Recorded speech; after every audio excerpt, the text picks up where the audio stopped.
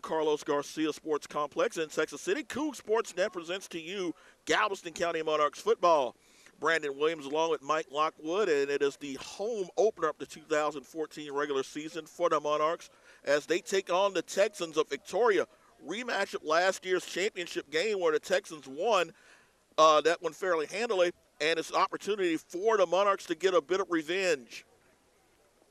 Yeah, Brandon, I was up there last year at that championship game, and it was played up in Round Rock, and the field, the temperature was like 105 degrees that day. And they said that the field temperature is 125. I have no idea how those boys played, but I tell you what, they were able to. It was more of a survival of the fittest that game, and as you mentioned, the Victoria Texans were able to beat the Monarchs. So this is a rematch tonight. Early in the season here, only the second game for the Monarchs. Little nippy out here. We're, what is it, February the, what is it today, the 8th? The 8th. Yes. So we still feeling, had that groundhog up there in Pennsylvania, saw a shadow, so we're still in that 6-week cold weather spell. We left you at the end of high school football season in cold weather. We start the Galveston Monarchs season with cold weather, as we are moments away from kickoff, and the Monarchs will receive the kick. Back to kickoff for Victoria will be number 11, Anthony Smith. Looking back deep for the Monarchs, kid number 17, Harper actually number 17. I'll have to barrel this a bit. New faces on this squad. It looked like a complete overhaul from last season. So a lot of new faces on the squad, and you have to bear with us as we try to get as many of these new faces as possible. Yeah, early in the season, we don't quite have a good full roster yet. Yeah, it's got us a pooch kick going here. And it is you going better get to on it. Work in favor of the Texans. That caught the Monarchs off guard, and it looks like the Texans will have the ball. And coming up with the football, and looks like that is going to be. Well, it is a Monarch, though, that's got the ball. A Monarch with the football. Texan number 0, Arthur Huff. Or did he go? Did he There's go a flag down. It looks like someone might have jumped early on that kick. A little offsides. So that's going to give the Monarchs an opportunity to redeem themselves, and this time they will play close to the vest in regards to preparing for a pooch kick. Talking about this Monarchs team there, for a lot of you that are watching this game on YouTube, and then we'll also be doing the highlights also. But the Galveston County Monarchs is made up of a lot of Lamarck graduates, Texas City graduates, Ball High, some Santa Fe, some Hitchcock. So you're going to hear some familiar names that we've broadcast over the years, particularly with Lamarck, as this game progresses and the season. So Hall is set to kick again. Anthony Smith is set to kick again. This time he will do it at his own 30-yard line. All right, and this time it will be a kick in the direction of one of the Monarchs. So fumble it, bit of confusion, and that return really isn't going to be much of anything before they finally bring him down. Huff was there, numbers 00 for the Texans, was there on the stop. Also number 29, Jonathan Garner. So we will take a look at the Monarch offense for the first time tonight.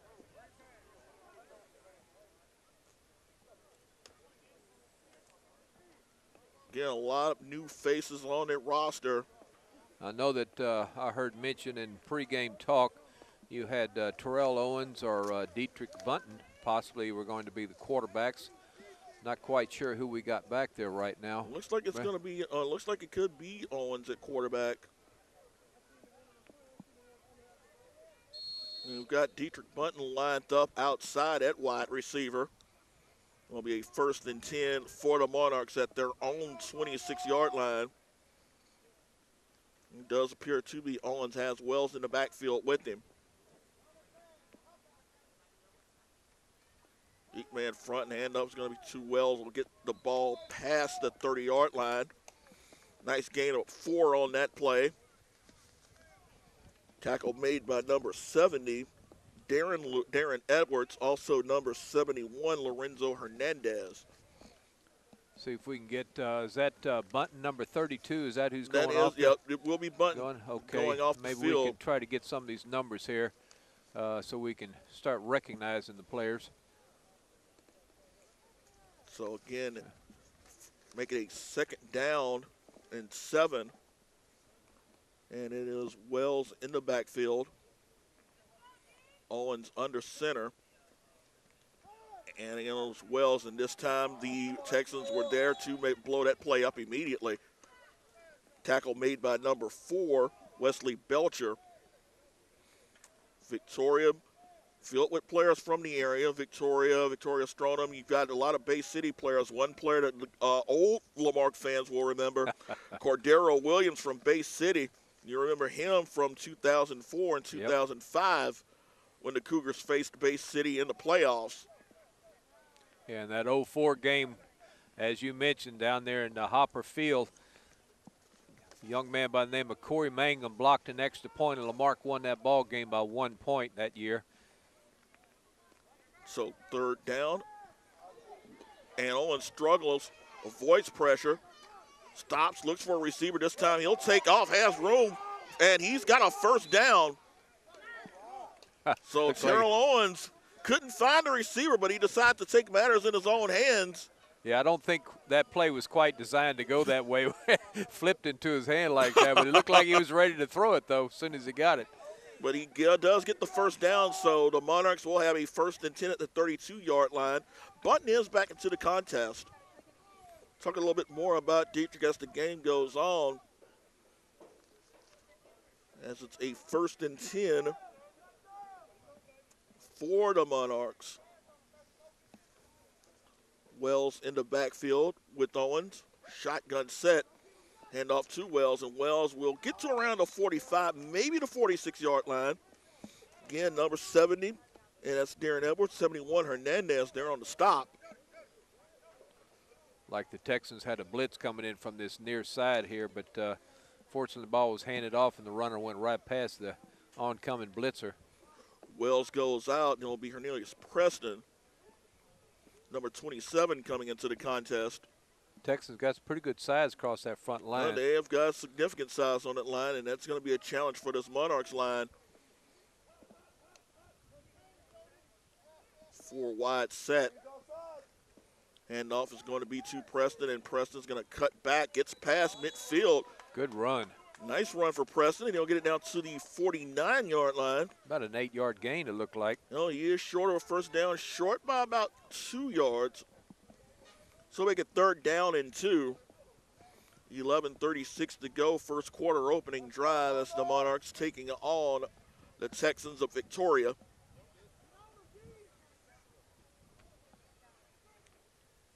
And used the run thus far. Get to throw a pass, although the run by Owens was a design pass. Preston in the backfield now. Again, they go with the 4 wide receiver set. 3-man front, and handoff is going to be to Preston. Preston is going to power his way to a 1st down. Took a couple of defenders to bring him down, led by number 33, Terrence Flagg. There's another Bay City grad, but not before Preston gets the 1st down.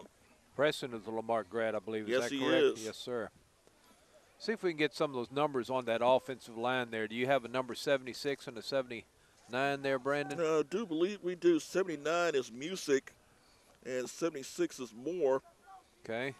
And then we got Elijah Pleasant Elijah over across Pleasant, the way. number 61. Right on that far left side of that line. He is playing left tackle tonight.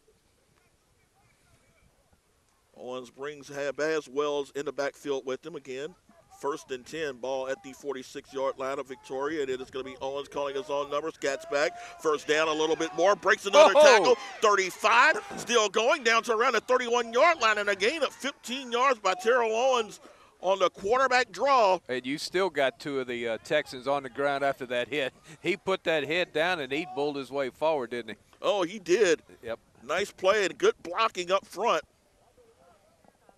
It was Moore that helped bring open the hole. Music also in there as well. That helped blow a hole open, and it's a 1st and 10 for the Monarchs at the 31-yard line with 10:08 to go here in the 1st quarter. The Monarchs are getting some good trap blocking going here. The guys are cutting in between. Got a good little run game going on this drive. You know, definitely give credit to the offensive line. Definitely slowing down at bigger front four. And it'll be Owens back, steps up, throws. Ball is going to be intercepted. And he's going to need one man to beat. Owens brings him down, but number 8. And that is going to be Orestes Hughes with the interception. Going to his left, trying to throw like that. Didn't quite get enough mustard on it. Plus, he also telegraphed that pass too, Brandon. Hughes read it perfectly. Yep.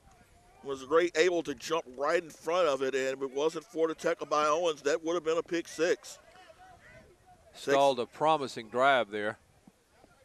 So 1st and 10 now for the Texans as they get the ball back at their own 44-yard line. Brandon Brinkley, another Bay City grad, is lined up at quarterback. You remember all them young men, huh, Brandon? Oh, a lot of memories with those Black Cats of Bay City. Man, I tell you what, it always seemed like that was kind of the annual first round. It was always a by-district tilt. Yep. Yeah, a lot of good athletes coming out of Bay City. Actually, he is going to line up there, and it is going to be Williams at quarterback. Hands the ball off, and a host of Monarchs there to stop the runner. Gain of about 2 on that play. I think that's number 4 for the Monarchs that made that stop. He was able to get in there and stop the forward progress before it even got upfield. Jonathan Garner, your ball carrier, and that's Wells. Got 2 Wells out here. S. Wells, number 7, B. Wells, number 4. So first, make it 2nd down and 8. Get the 2-yard gain by Garner. Again, nice size by this Victoria offensive line. A lot of these guys are going to be going both ways here this evening. Right. Yeah, it's a long drive up from Victoria. Back to throw with time. Steps up, goes long, has a man downfield, and the ball is going to be intercepted. One good turn deserves another. So he must come down and step. Yeah, he stepped out of bounds at the 20. Interception by the Monarchs, and that's B. Wells, number 4. Same young man that made the initial tackle back a couple of plays ago. And went back, played perfectly as that ball just hung up there in the night skies just a bit too long, allowed him to reel it in. So 1st and 10 for the Monarchs after a quick 2-play drive by the Texans, and it's a 1st and 10 at the 20-yard line, 8:05 to go here in the first. No score. Monarchs were able to move the ball downfield for the Owens interception. Owens will break the team out of the huddle.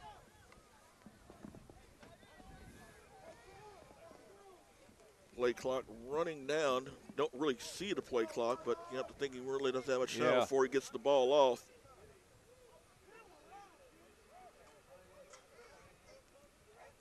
Wait for a snap movement. You kind of figured that was coming. Things are kind of, it was taking a long time for that thing to get snapped. And the official, Robert Atchison, is going to say false start. It's going to push the Monarchs back 5. It's almost like the Texans taunted him into that false start. They were pointing at him, and then finally they moved. Monarchs up with a 1-point loss last week.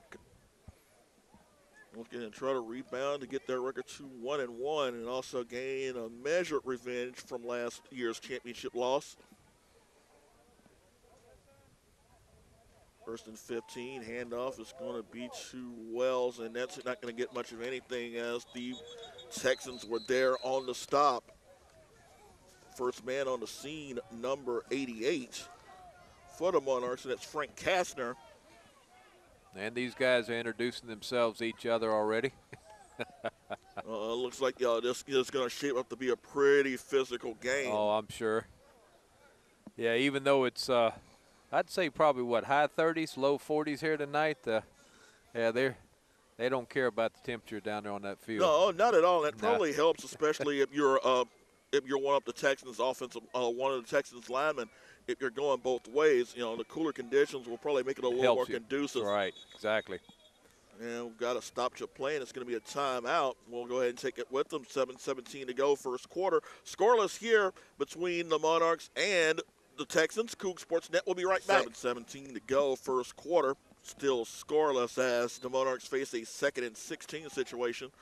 Ball spotted at their own 14-yard line. Cornelius Preston back in the contest. Allen in at quarterback. Again, they will go with a three-wide set. 2 receivers to the near side, and it'll be a hand up to Preston. Preston's going to bowl over one defender. Got a couple of yards. He shot out of the back pretty quick. He did. But they closed in on him. He did. All right, this is a 3rd and long situation coming up. You gotta think that the Texans are going to pin their ears back and come on in. They certainly were able to do that on the first drive. Allen was able to avoid it. The scramble was able to avoid it, and it was able to scramble for a first down. You'll definitely see you'll probably see a rush, like you said. You know, a lot of one-on-one situations coming up. You know, in the secondary, and they're definitely starting to show signs of blitz. Allen back, has time, still scrambling. Got a block from Preston. Steps up, throws, goes long, has a man incomplete. Trying for number 19 for the Monarchs. And that's going to be Matthews, and that's going to be a 4th down now, 4th and 14. So a game like this, both teams trying to fill each other out. Field position, obviously, is going to be a huge factor in this contest. Right. Texans still should get pretty good field position out of this, though. Swinster to set the punt. He is going to be lined up around his 3-yard line, back deep for Victoria. It's going to be Brandon Brinkley. And another flag down. Like a legal substitution, It possibly? is an illegal substitution. It's going to go against the Monarchs. Ah. So push them back another 5. It's going to make it 4th and 19 at the 11-yard line, and Victoria's going to get excellent field position out of this. Got to make sure you got a good center to kick or exchange here. Swinter is back deep. This time he is about 2 yards deep in his own end zone.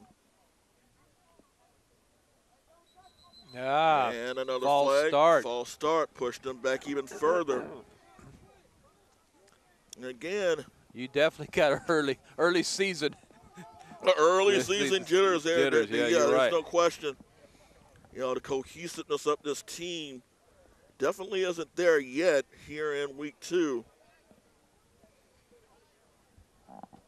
So make it 4th and extremely long. You get 4th and 24, and all it does is just push Swinster back even further into the end zone. He's right at the back of the end zone. Got it off. Wobbly punt that Brinkley is going to let roll. And wow. This actually works out in favor. Goodness. Oh, my gosh. This actually works out in favor of the Monarchs. Yeah, that's about a 45-yard punt, isn't it? Brinkley got the ball down to the 49, so that is a 41-yard punt. Okay. Yeah, a whole lot better than I thought it was going to be. Brinkley had the ball at the Monarch 40. Just let the ball continue to roll. And it took a very favorable bounce for the Monarchs. See if we can get some more numbers here. We got 47 across that front line for the defense. That's going to be Dean.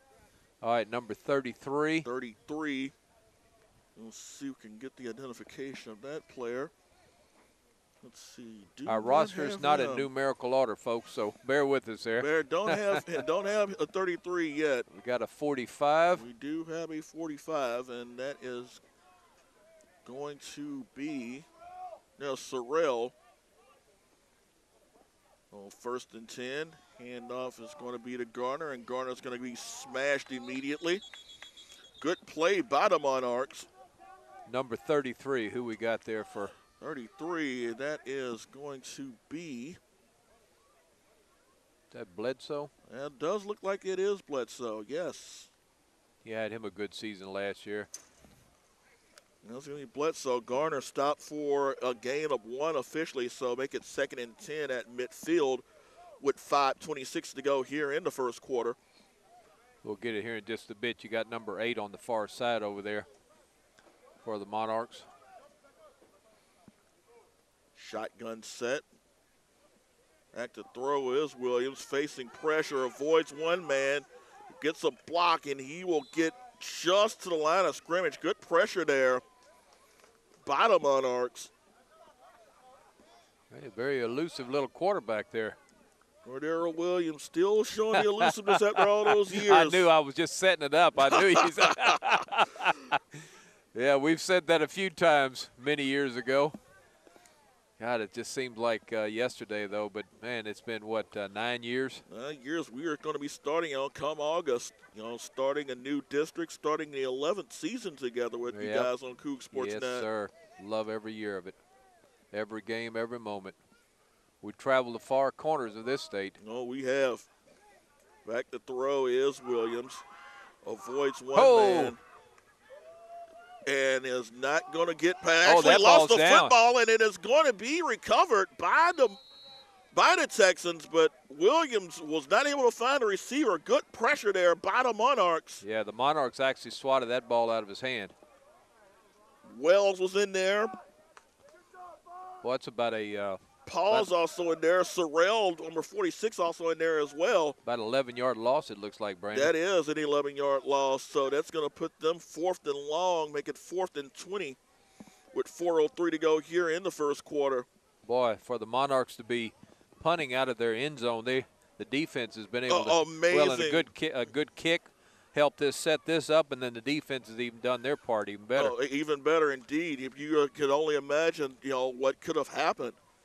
Yeah, they could have easily gotten it inside on the 40 great field or 30. Position, yeah. So back to punt for the Texans. Trying to see if we can get that number. Looks like number 32. Looks like we got Bunton back here also. It is Dietrich Bunton. It's Jonathan Patterson. Langston Patterson is your punter, as he will get it off in the direction up Bunton, and that's just going to bounce away. And they'll just let it die down at around the 27-yard line. And that's where the Monarchs will start their third drive with 3:10 to go in the first quarter. Dietrich Bunton started his career in Dickinson, of course, came in as a flash in 2011 with Lamarck before he got injured. Yeah, in a preseason game against Brazosport, we were talking about Hopper Field a while ago, and that's where went up for just a little routine pass, came down on that knee and twisted it, and season over. We were calling him Mr. MacGyver, remember? Oh, he was. He was a guy that coach Dr. Mike Jackson was using him in a variety of ways. But, the persistence has paid off for him. He's got a healthy knee now. He's taking classes at College up the Mainland, and he's actually got a scholarship to the University of Houston. That's great. That's great. So he has stayed persistent, and he will be seen on Saturdays beginning this fall. That's really good. And that's basically what this league is built around, is to help these young men be able to continue trying to strive for that dream. And Bunton is a perfect example right there. Allen swing pass to Wells, and Wells has got some room up front. And Wells has one man to beat. Got hit hard.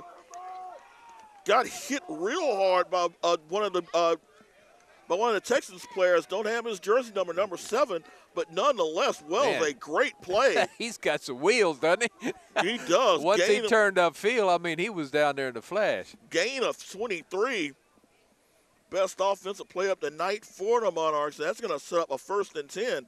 Well-designed screen play, as he had blockers in front of him to set that one up.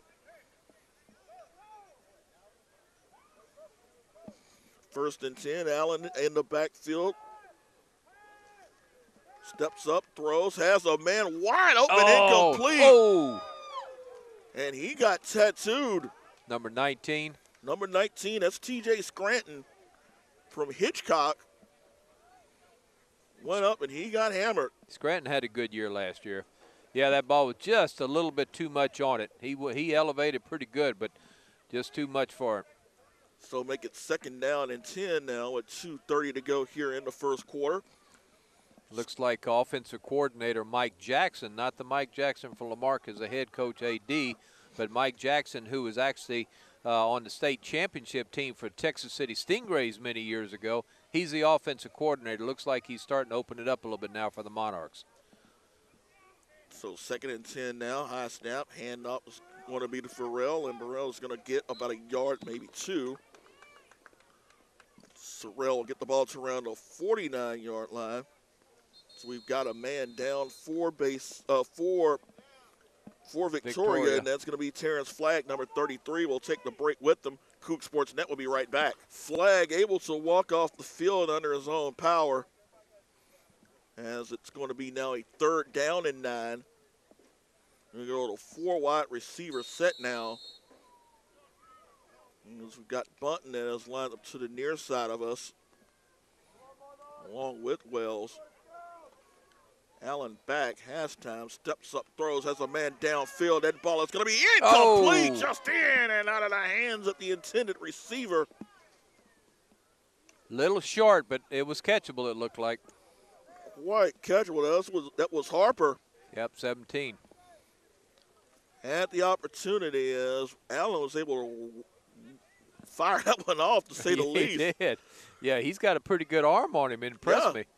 Yeah, very solid arm, as it's going to be a 4th down and 9. Looks like we're going to play some field position here instead of risking it. Swinster back to punt.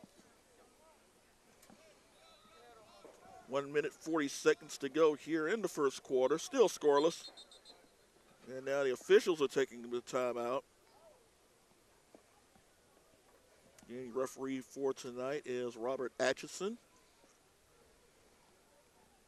I'll try to decide what the issue is, but again, like you mentioned, this is a league that gives these kids an opportunity to get another look. You know, a lot of these kids didn't get the scholarship offers they were expecting, but by playing here, it does give them an opportunity to give colleges another look at these young men. Right, and stay in shape. And yeah, like you mentioned, Bunton was going to the College of the Mainland and playing out here and staying in good shape.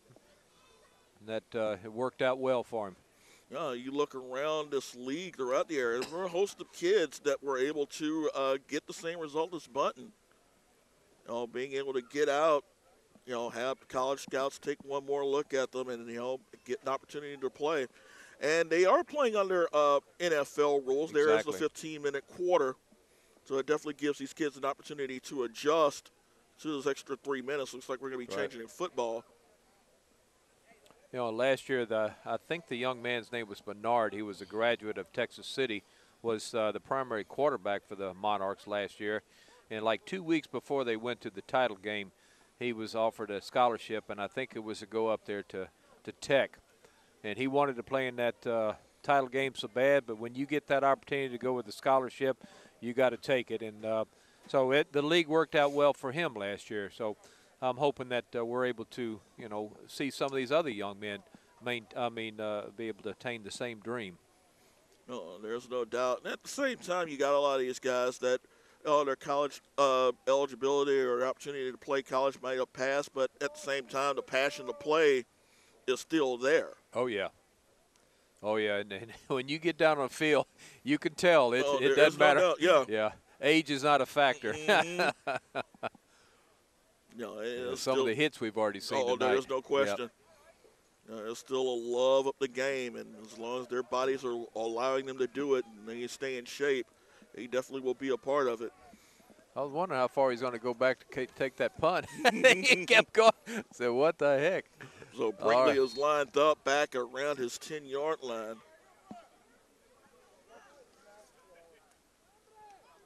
Swinster, soccer style.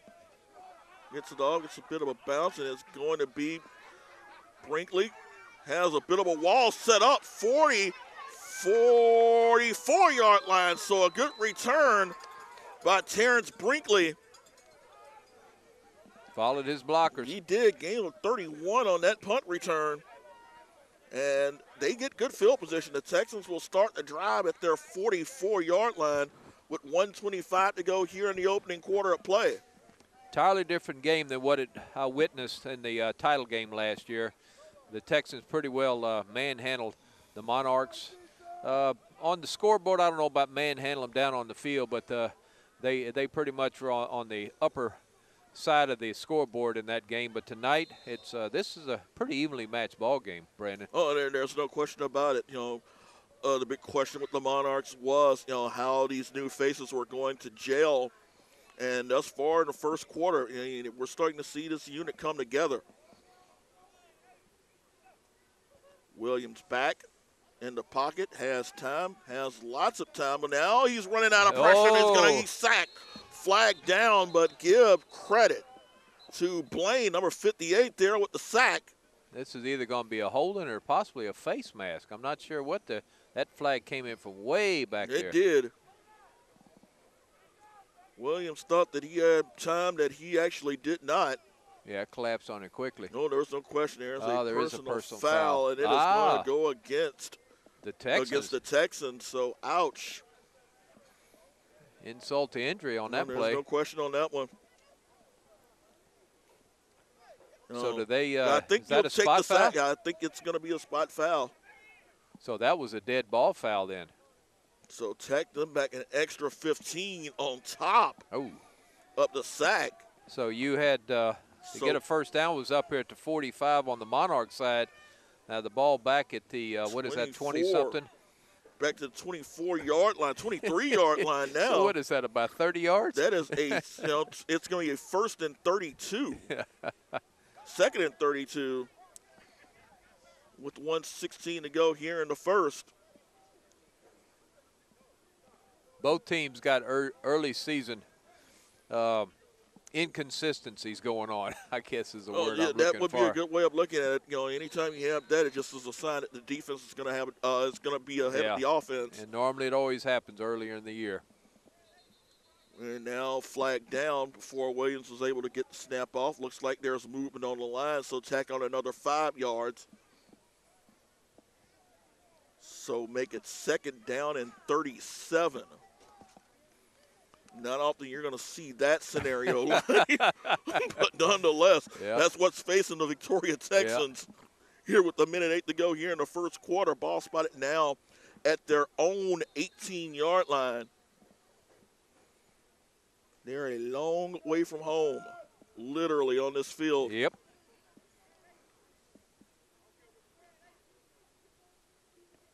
Williams in a one-back set, shotgun, back to throw. Now he's going to avoid the pressure. Tries to evade one defender, gets past another, and he's finally going to get caught up as he is down, they will say close to around the 30-yard line, probably got to around the 27-yard line. So he got 9 of those yards back. It's a start, but still third down and long coming up. You're looking at third down and 28. Just flashbacks of watching him when he used to wear the Bay City Black Cats uniform, and Lamarck defenders trying to do the same thing many years ago. Exactly, the same thing, trying to grab him, and he is still as elusive as he was then. And I think back in those days he was also a defensive back, if I remember correctly, for Bay City. He was a do-it-all type for him. 4-3. First quarter is complete here at Carlos Garza Sports Complex. It is the same as we started. 1 quarter in the books. It is the Monarchs 0, the Texans 0. Coug Sportsnet will be right back. Brandon Williams, Mike Lockwood back here at the Sports Complex, Carlos Garza Sports Complex here in Texas City.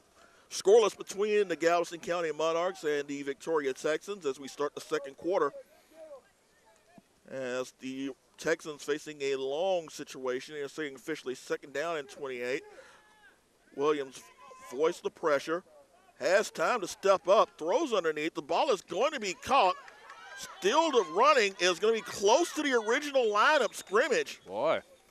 Catch made by number 85, Colby Wilson. It's about a 20-something yard gain, isn't it? And it's going to be a gain of 20. So they go down from a second and 27 to virtually around a third down and 8. Yep. Williams was able to buy time with his legs, saw the receiver over and on the far side. He was able to pick up a block and move downfield. So looking now, third down and around 3rd and 7. So a gain of 21 officially. As now the Texans, which were in at one point a 1st and 37, Yeah. they've now made this third down manageable. Okay, they're officially saying a gain of 18, so 3rd down and 10. So they got back to the original lineup scrimmage.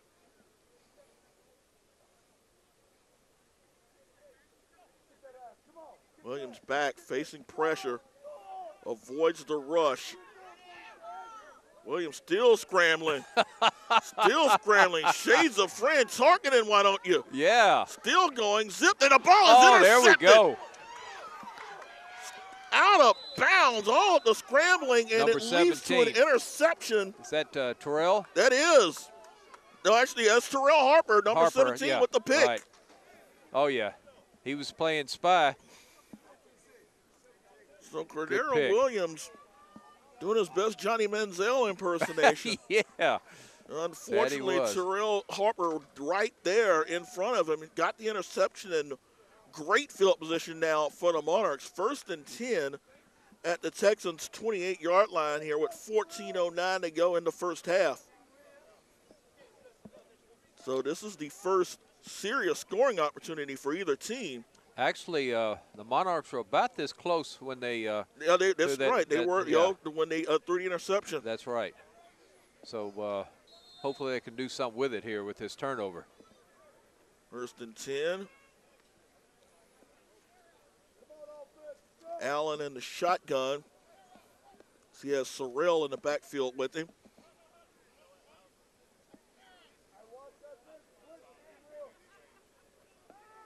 Allen back, steps up, flag down, the ball is going to be intercepted. Second interception thrown by Allen. And there's going to be a flag afterward, after the interception. So flag before, flag afterwards. Looks like in all likelihood the Texans will hold on to the ball as Allen was looking to try to get it all in one play. Threw that one into well-played coverage.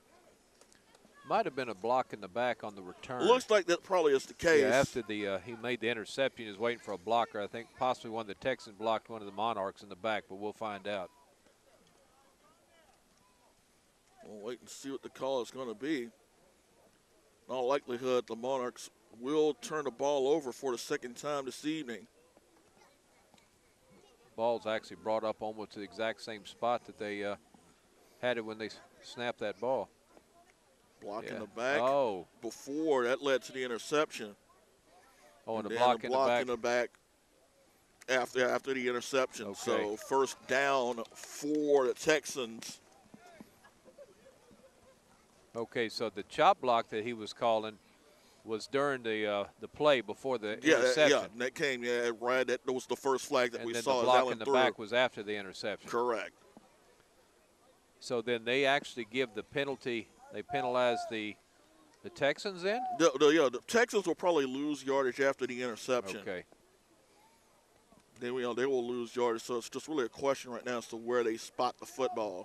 And the coach for the Texans there is wanting an explanation on that. How is he being hurt by the penalty? But then again, he's got the ball. Unless Kevin Black, the head coach of Victoria, as that penalty is going to take them all the way down to the 10-yard line. And that is where the Texans will start their drive with 13 minutes, 57 seconds to go in the first half. Still scoreless here on a fairly cool Saturday night here in mid-February. And guys, and you know you're in Texas City, Brandon, when you see this right here in the monitor. Yes. Yeah. That is a Galveston County staple, to say the least. Yeah. Wife and I were coming back from Houston the other night, and you know you was getting close to Texas City when you saw, particularly when you got an overcast and you got a lot of moisture in the air like this. It just glows like a big old golden orb. Like you're saying, between the quarters, it kind of remind you of the Wizard of Oz. Yep, that's exactly, that's what that looks like. Yeah, you got a lot of moisture. You can just see it in the air. It just Got a stoppage here, Brandon. I think we'll take it as well. Oh, okay. Mike Lockwood with Brandon Williams, Kook Sports Now. Be right back. So after a fairly lengthy discussion that involved both coaches, we are now back to action. It's a 1st and 10 for Victoria. They have the ball spotted at their own 10-yard line. Cordero Williams in shotgun is going to hand the ball off to Garner, and Garner's going to turn the corner, gets past the 15 down to around the 16-yard line. Actually, it's going to be number 23, Jeremy Williams. And we've got a man down for the Monarchs, and we'll go ahead and take a break. Kook Sportsnet will be right back. So after the injury, it's going to be a 2nd and 2 after the 8-yard run by Jeremy Williams. 13:34 here in the first half. As 2nd down and 2, it's going to be at the 18-yard line of Victoria. Williams will hand the ball off. This is Garner this time, and Garner's going to get stuffed immediately. Nothing going on that one as the 56, defense. Number 56 for Monarchs. We'll made the stop on that. That's Jornet, number 56. There on the stop, and he held them to a yard on that play. So 3rd and 1 coming up as we cross the 13-minute mark here in the first half. 3rd and 1 coming up here, and this is a big play for Victoria as they want to try to keep this drive going. Their offense has not really clicked here in the early going. Of course, with Galveston, they've had 2 promising drives that ended with interceptions. It really has been a case for both defenses really dominating the first opening moments of this contest. Yeah, and plus you've had, 3 or 4 interceptions now in this first half? Correct, 3 picks. Hey. Oh, that's a light ball. Yep, something. Cordero Williams is just going to throw this dart up in the air and knock down. Ball's knocked away. Hernicius Preston, number 1. Knocks the ball, knocked it down. So we'll wait and see what the call is going to be. It is an offsides against the Monarchs, so it will be a 1st down. Essentially just turned out to be a free play for Victoria. So it will give them a 1st and 10 at their own 24-yard line.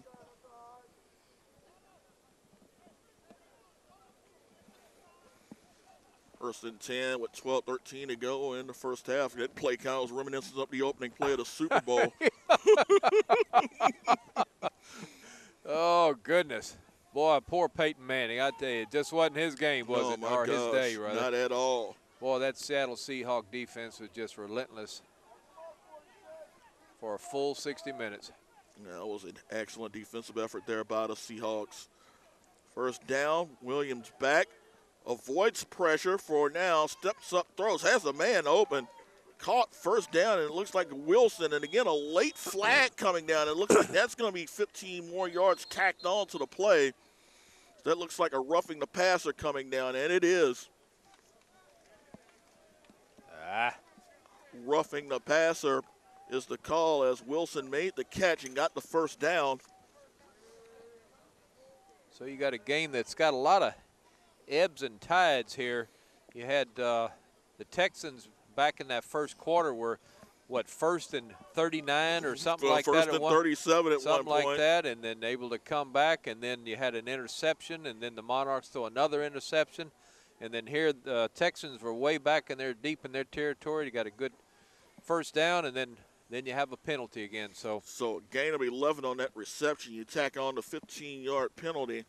And that's going to make it 1st and 10 for the Monarchs, the Texans at the Monarch 49-yard line. 4 wide set for Williams as he drops back, has pressure. Just rope-a-doping a couple of defenders as Williams again stepping up as he's just going to throw the ball away. He had pressure coming in throughout the play. Did it get past the line of scrimmage? It did. Barely get past the line of scrimmage. Barely got past it. Oh, are they going to call intentional grounding? Oh, looks like he's got the hankies out. Yes, it is. I was getting ready to say. Yeah, it's going to be intentional ground. Looked like he barely got past it, but no, they're going to say an intentional grounding. That's going to be the loss of down in the spot, so it'll be 2nd and 17. So 2nd and 17 at their own 44-yard line now. So they'll lose yards, so actually that's going to attack off even further from where they were, so it's going to be a 15-yarder. So make it 2nd and 25. Yeah, they do lost lose the down. That's right. Oh, I was mentioning the ebb and flow of this game here with penalties because neither offense has really gotten anything going. No. You had the Monarchs had that one good offensive series and they ended up with an interception. But other than that, the defenses have pretty much dictated this ball game at this point. Tyler, different than that state title game I mentioned to you from last year. Again, both defenses, both offenses just trying to get a feel for each other. Right. Yeah, normally this early in the season, the defense normally is the more dominant of the teams. So new quarterback in. And it looks like number 15, Jonathan Skorupka. It is Skorupka as he steps up, throws, and that ball is going to be caught. And that's Brinkley, 1st down and more. Cuts back before he finally goes down and around the 37-yard line. Well thrown ball. Actually, it's Keith Raddick, number 5, lined up officially as a wide receiver and also serving as a punter. But he will come in for Cordero Waves and threw a nice dart to Brinkley. And as that ball is going to be spotted at the 36-yard line. So a 1st down for the Texans there. Gain of 25 on that play. So 10:21 to go, 1st half. 1st and 10 for the Texans at the 36 up the Monarchs. Raddick at quarterback, back throw, ball is tipped in the air and caught. Still on his feet, still breaking tackles, and there's your touchdown. Jeremy Williams caught the ball off the deflection. And as a result, it's a 36-yard touchdown, and the game's first points come here with 9 minutes, 59 seconds to go here in the 1st half. Well, the quarterback comes in and throws 2 passes and already has a score. Change did him well, 2 for 2, 61 yards for Raddick as he came in to give Williams a breather. 6-0 is our score as we look and await the extra point attempt. And it looks like that is going to be Taylor Brown, number 12, set to kick, and Raddick will be the holder. Ball went off of a defender right into the hands of Williams. Williams just shook off one defender and just walks in the end zone to complete the reception and a touchdown. That makes it 6-0 here with 9:59 to go in the 1st half. High snap. Brown's kick is up, and the kick is going to be good, a false start. Yeah. So they will refuse this one. We wait and see. False start against. Well, it's got to be the Texans. Yeah, it's got to be against the Texans then. Yeah. Yeah, they're going to make them re-kick. There will be a re-kick coming up here. It'll just push them 5 yards back. It's a pretty good kick. It was. It was. Give credit to Raddick for able to bring that down, a fairly high snap as well. Taylor Brown will just have to go back 5 more yards to attempt the extra point. Oh, you figured at some point in time that one of the offenses would finally break through. And now that it is the Texans, it's going to be up to the Monarchs to try to respond to that.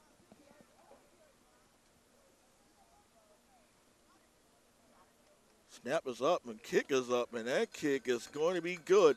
Still a good kick. 9 minutes, 59 seconds to go here in the 1st half.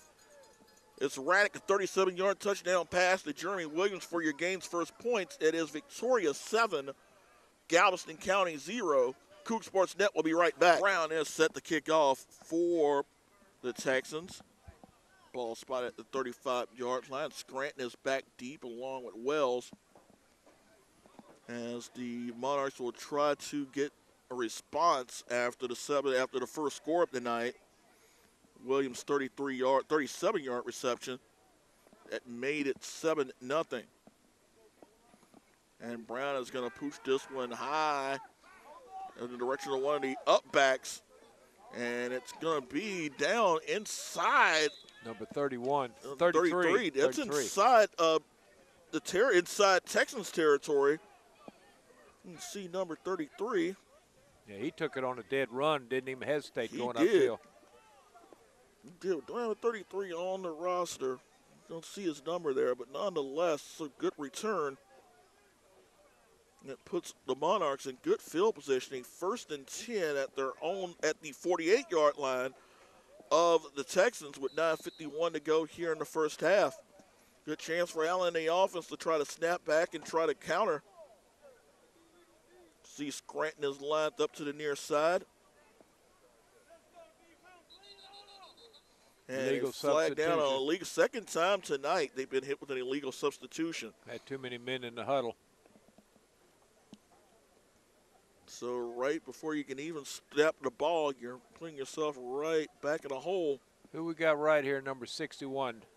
Closest to us. That's That is Elijah Pleasant. Yes, indeed. Class of 2010, played on the state title game, didn't he? Yes, he did. Yes, was sir, a part of for that Lamar. team. Yes, was a part of that team that got up to Cowboy Stadium. Fell to Aledo in a wild contest. Yeah, it was. That first half was, what, about 48, 50-something points scored between the two teams? Exactly. That was a very entertaining contest. Tim Wright. Jonathan Gray. Well, that was a matchup. That was a tremendous matchup between two of the better running backs in recent memory in Texas. Handoff is going to be Sorrell, and Sorrell probably got a yard, maybe 2 out of the play before he is stopped. Number 33, that is Terrence Flagg. He is back on the field. And also number 88, Frank Kastner there on the stop as well. So second down and 13 for the Monarchs. Ball spotted just shy of their own 49-yard line. Trailing 7-0. Sorrell in the backfield with Allen. 4 wide set.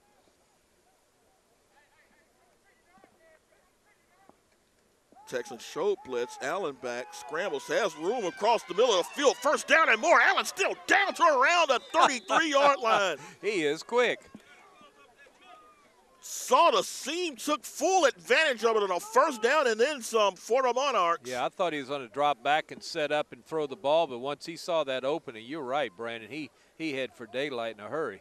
Ball down to the 27-yard line. So a gain of 24. Say the 28, so officially a gain of 23 for Allen. And that makes it 1st and 10 for the Monarchs at the 28 of the Texans. 8:34 and counting here in the first half. 7-0 is your score as the Monarchs trail the Texans, but looking to try to even the score up.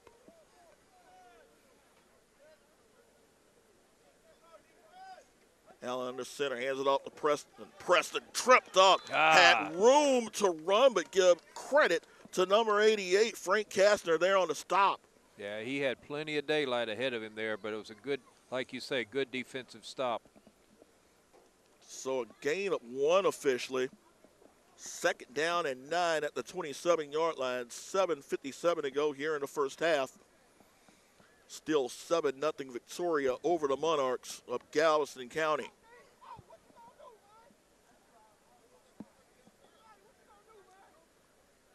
And it looks like, when they keep from the penalties, it seems like, this offense is showing signs of cohesiveness. Yeah. Yeah, it was big Elijah Pleasant, the last man to line up on the lineup scrimmage. Allen redirecting traffic as the Texans are showing blitz, and they come Allen back, zips the ball to the end zone, has a man wide open, touchdown! There you go. Yes, sir. Cash it in, cha-ching! That's Dietrich Bunton. That's Bunton. The flag is down, though, at Oh. the 38-yard line.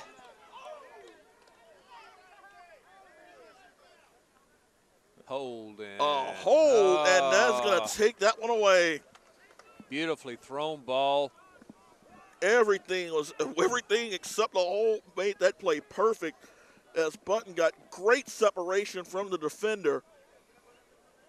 Reeled that one in with ease, but nonetheless, that's going to take the ball back to the 37, so a 2nd and 19 coming up. And he actually had to kind of turn around backwards and reach for the ball. The ball was a little behind him, but he made a wonderful catch, but all for naught.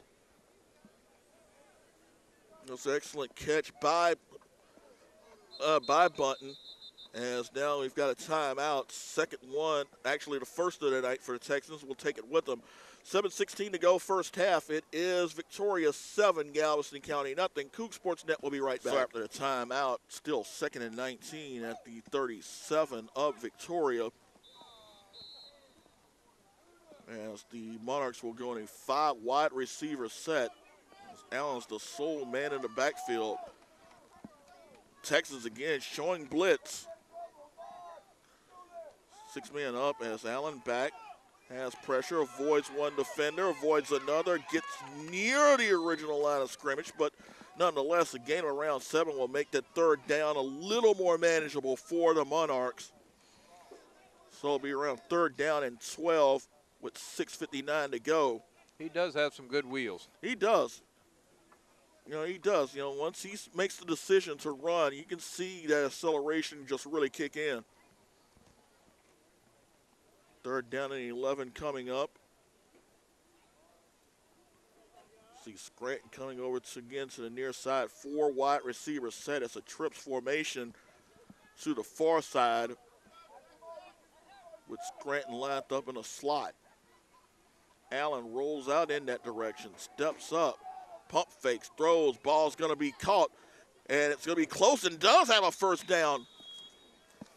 That is Terrell Harper. Or 17, that's right. That was Harper. Yep, that's right. Harper with the reception and moves the chains, as Allen were able to roll out, bought enough time to find Harper. And it's a 1st and 10 now, as they spot the ball at the 15-yard line. I was hoping that he wasn't over the line of scrimmage. Evidently he wasn't, because he was getting close. He got close. Needed 11, and they got 14 out of the play.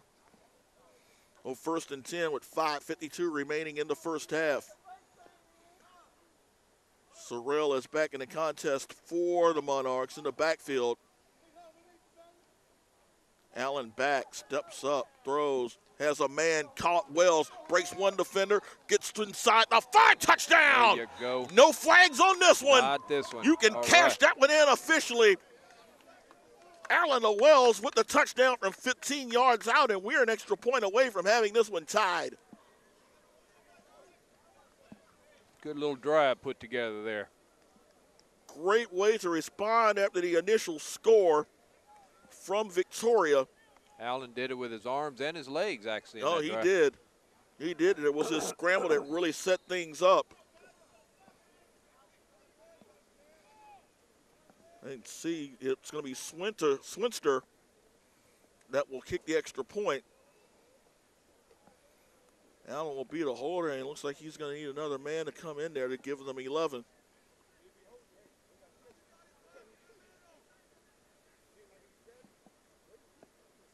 Little snap, Swinter kick is up. The kick is going to be no good. Flag came down right as the ball was snapped. I think it was offsides, actually. Yeah, that's the way. That's what the Monarchs are pointing, that Victoria was offside.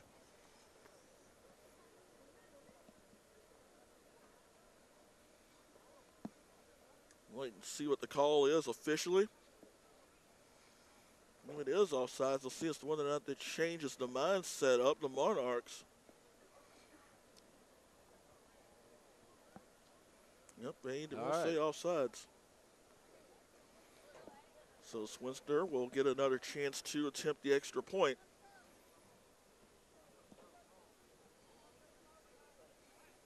And penalty takes him half the distance to the goal.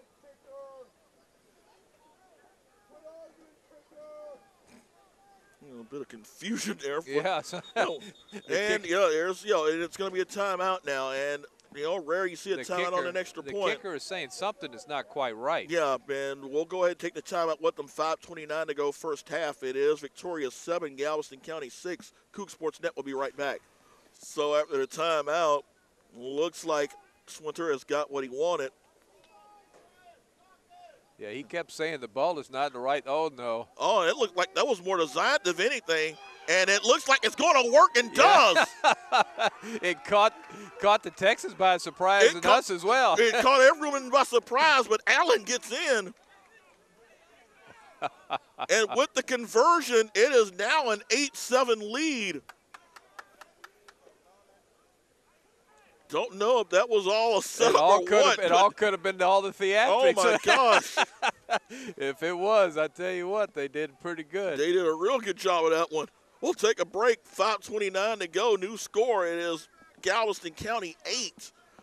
Victoria 7. Coug Sports Net will be right back. Swinter set to kick off. Garner 29. Williams 23 back deep for Victoria. They're lined up at around their own 20-yard line. And that one's going to be a pooch, and that's going to be a fair catch. Kastner fields the ball. As it looks like neither team is going to be interested in letting either the return specialist become a factor in this contest. Yeah, that ball was way up there. He hung it up high. But still, good field position. There's Plenty a flag. of time. Yeah. The flag is down at the 40-yard line. Looks like you're going to be punished for attempting to return the ball after the fair catch was called. And that will take them back. Yeah, that's a delay of game, so that is trying to return a 5-yard fair penalty. catch. So they'll start the drive at their own 35-yard line with 5:29 to go in the first half. Well, look at that. Texans got a 00 on their team out there.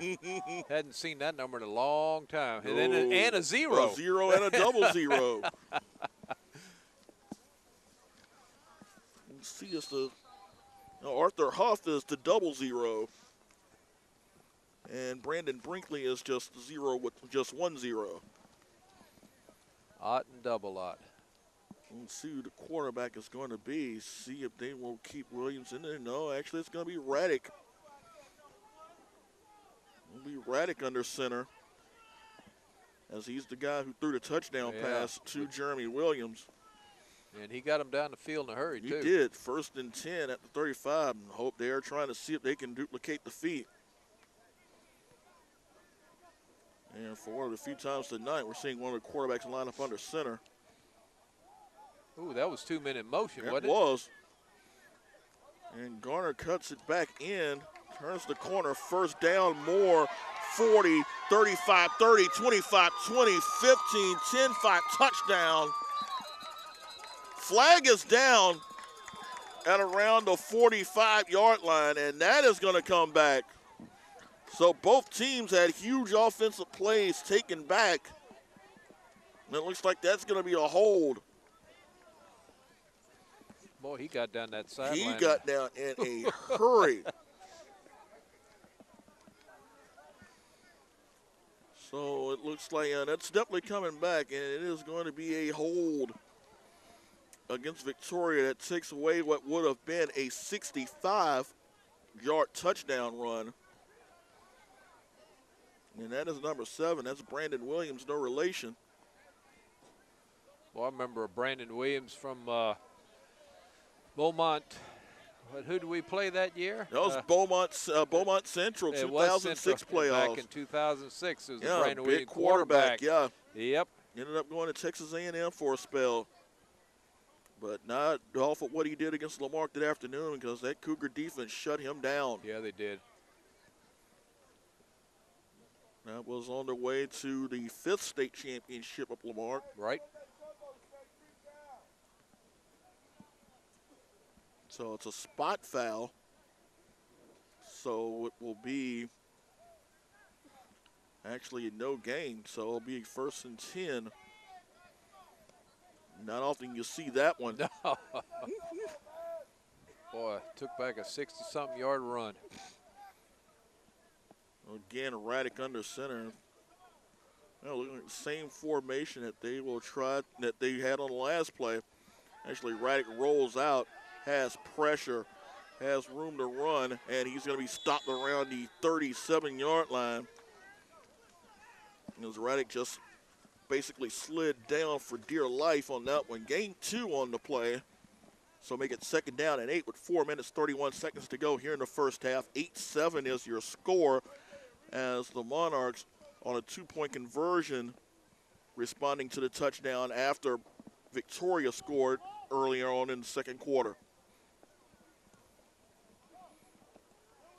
Raddick in, still at quarterback, new man in, number 12, Taylor Brown is going to line up at wide receiver. Cool February night. Oh, indeed. Early February here in Texas City. As it looks like they may end up having to call a timeout here as they're getting dangerously close to that play clock working against them.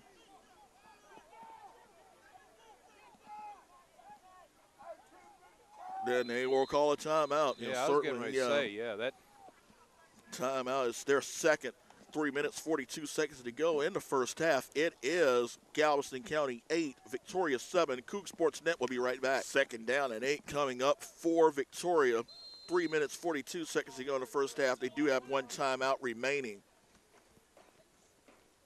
Monarchs have 2 remaining. Again, Raddick under center.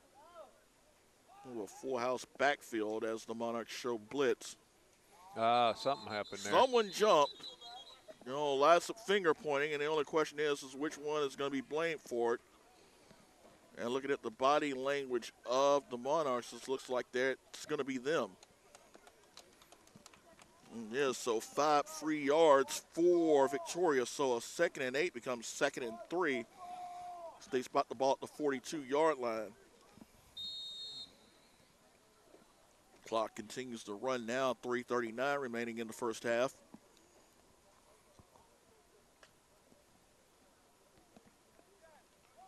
Raddick in for Cordero Williams. He's on the sidelines right now.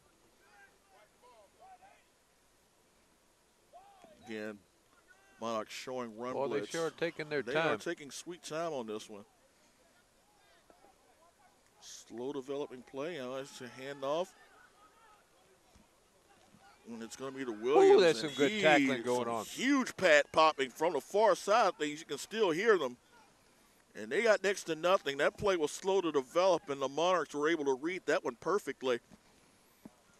As Jeremy Williams was not able to turn the corner.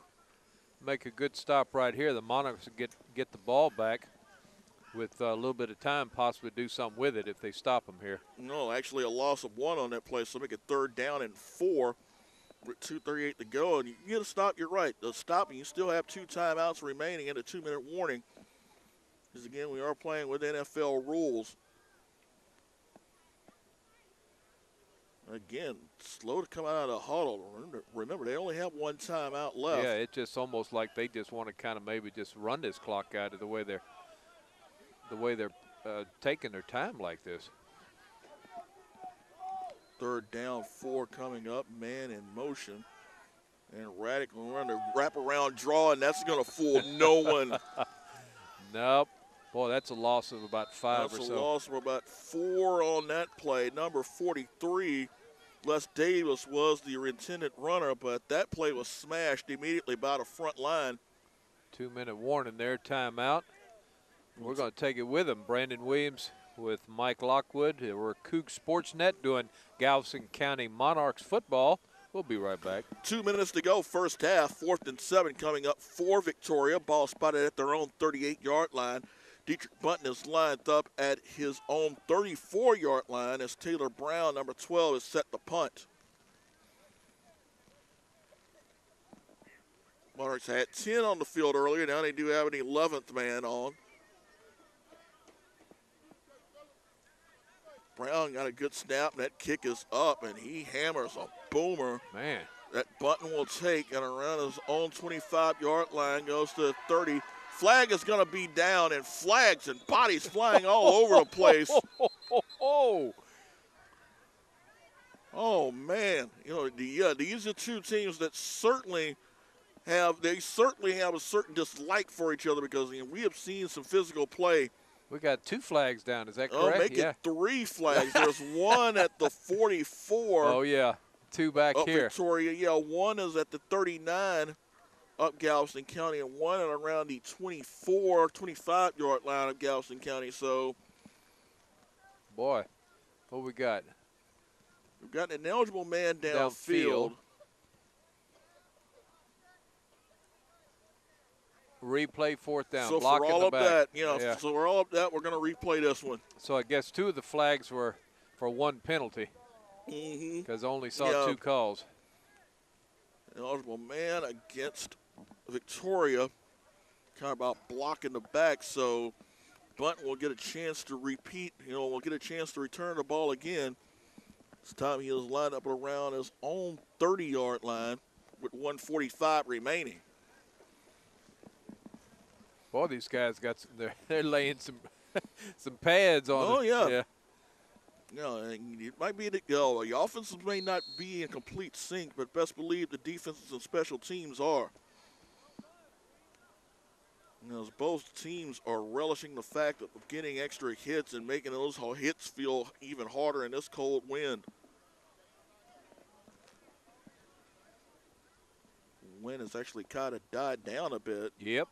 Not quite as bad as it was when the game started. Brown waiting for the snap.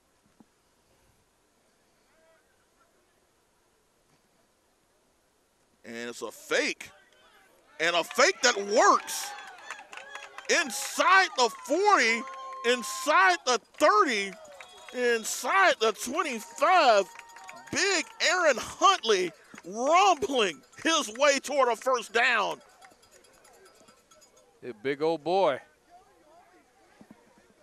Boy, and that worked to perfection, didn't it? Caught the Monarchs sleeping on that one. You know, and you said earlier that this was a strange drive that they had going. Well, they were almost like they were putting them the defense to sleep for the Monarchs, so they definitely were on that play. A gain of 36. Gain of 34 officially on that play. As the Monarch, actually it's going to be the Texans using their last timeout with 1:19 to go. We'll take it with them. Kook Sports Net will be right back. So one good special teams play, deserves another. As the Texans caught the Monarchs sleeping. And as a result, Huntley gained up 34 on the 4th and 3. Has the Texans in position to retake the lead, 1st and 10 at the Monarch 26. Raddick back to throw, steps, has a man on the wheel route, ball is dropped. Oh, no, had it right in his hands. Oh, my gosh, it's going to be a long ride home for Brandon Williams as he had that ball in his hands. He had it in his hands and just actually threw it to the ground, it looked like. Yeah. The wheel route was executed perfectly. And was not able to reel that one in. That's a huge missed opportunity there for the Texans. 1:14 to go in the first half. 2nd and 10 now at the 26-yard line. Yeah, I think he saw the goal before he saw the ball. And we'll go now with a 4 wide receiver set. They're going to bring 3 of them to the far side with Brinkley, number 0, over to the near. And Williams in the backfield with Raddick. And Raddick drops back, steps up, has pressure, trying to avoid Pleasant. Does so, throws ball downfield. Now it's going to be almost intercepted. Again out of the hands of Williams, but that ended up almost in the hands of a defender. Number 79, I think, there for the That was Monarchs. 79. That's Jacobs. Playing back, and that ball very nearly ended up in his hands. So 3rd down and 10 coming up with 1:04 to go here in the first half. 1-point lead for the Monarchs. They tried to deny a scoring opportunity by the Texans.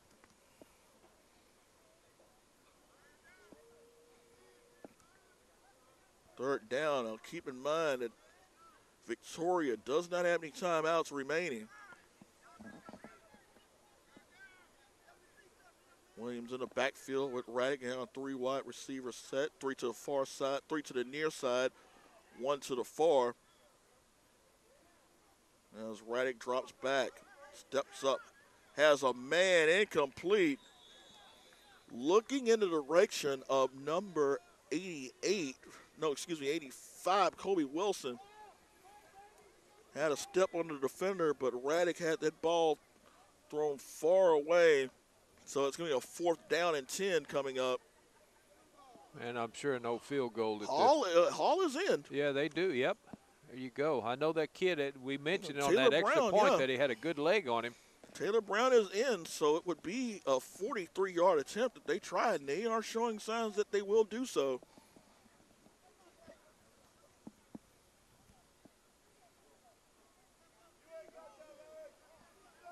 You will try to kick it. Little to no wind in his direction. No, with 58 seconds to go in the first half, they get a new ball in. Brown, like you mentioned, he's got a strong leg. Yeah. We're going to see just how strong it is and whether or not they're going to try to lull the Monarchs to sleep with the fake.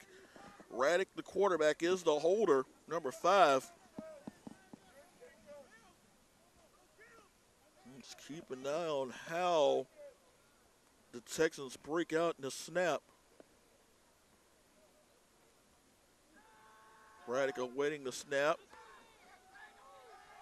Moving on the line, and they caught him. They caught one. They caught actually Man, Jeremy it took Williams. so long, yeah. too. I was going to say, I thought the play clock should have been called by then, too. They caught Jeremy Williams moving, so that's going to force a 4th and even longer.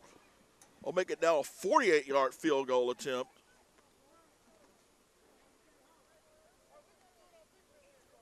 So a huge opportunity for Victoria. Looks like they might end up squandering this one. Yeah, they took his leg away. Maybe. He's still on the Yeah, field. he's still on the field, that's true.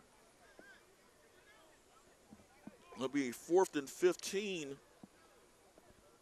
4th and 15 coming up. 58 seconds remaining here in the first half. 8-7 is your score. As Brown is trying to defend this Williams' case here. Yep. But to no avail. So it looks like it will be 4th down, 15. Looks like they're just going to go for it. No, actually, they're waiting for Brown to come back in. Oh my gosh! Oh wow! Yeah, you want to try a field goal? It helps to have a kicker. Yeah, I was going to say, if you want to kick it, you better get on the field, fella. Oh so goodness! This is going to be kind of a little comical here at the end of this first half. No kidding. It's gonna be, how long is the play clock going to last on this? Snap, kick is up, and the kick is going to be short. Bunton had a shot at returning it, and he'll just down it. So 48 seconds remaining here in the first half. He kicked it quite a ways, but he kicked it not on the mark. Sailed it wide left. So 48 seconds to go. You'll assume that with the 1-point lead, that the Monarchs will be content to just let the clock run down. Yeah, because Texans aren't able to stop it anyway. No. We just content to just let the clock run down and take the 1-point lead going into intermission.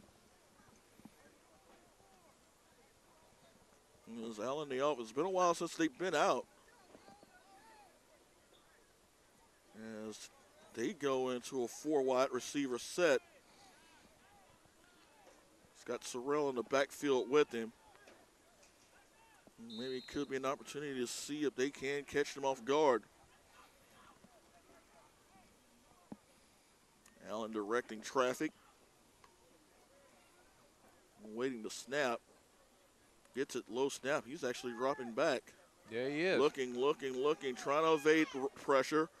turns the corner, steps up, throws. Ball is going to be caught by Bunton, and Bunton is going to turn upfield. Ball pops loose, and it's going to be recovered by the Monarchs. Ball was stripped, and it's actually 46. And that's going to be Sorrell who does recover the fumble. How many timeouts did the Monarchs Monarchs have? do have 2 timeouts remaining. Clock continuing to run at 23 seconds to go in the first half. 1st and 10. Allen back, steps up, whips it. Ball incomplete, looking in the direction of Harper. Will stop the clock at 15 seconds. With a 2nd and 10. You might have room, time for 2 plays possibly now. 2 plays. Wouldn't be surprised at this point. Maybe you could hit them with a draw play. Oh well, there you go. You know, you've got them in the mindset of thinking that they're going to go downfield. Maybe a draw play. Yeah, break free and get you some blocking. Draw play, or perhaps a screen. Again, a 4 wide receiver set. They'll again bring 3 receivers to the far side. With Sorrell in the backfield with Allen. Texans show blitz. Allen back. Steps up, throws, has a man downfield. Ball caught. Scranton couldn't hold on to it. And he paid the price. Jeremy Williams, number 23, laid the hammer down. And Scranton on the sideline, slow to get up. And that hit was just indicative of a lot of what we've seen in the first half. I'm telling you. You know, those sidelines have become no man's land for both teams. 7 seconds left in the first half as Preston will come in. 5 receivers now. As it looks like the Monarchs will just try to throw it up and see what happens.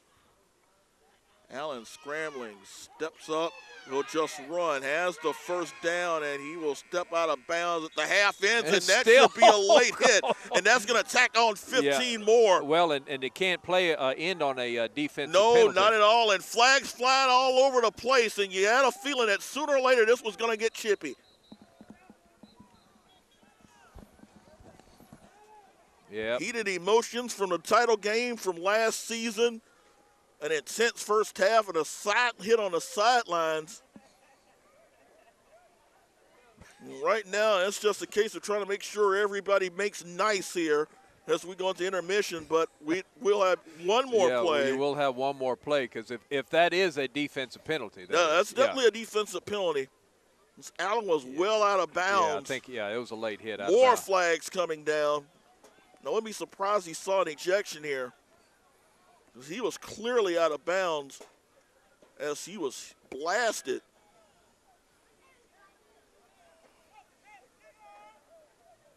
And that is Brinkley pointing in the direction of one of the Monarchs players. And he's gone. Terrence Brinkley is gone for the night. And is he the one that was the defender? Yeah. Yeah, he's still settling. It was Brinkley who laid the hit. His night is going to end quickly. He is ejected. Wild finish to what has been a very interesting first half, to say the least. Yeah, it's been entertaining as well. And the horn you hear now is someone's car. You gotta say it's completely exactly. We're going to take a quick timeout till they get this sorted out. Kook Sportsnet be Originally, right back. what we thought would be the end of the half with offsetting penalties ended up becoming a 45-yard penalty fest for Victoria. 3 consecutive 15-yard penalties.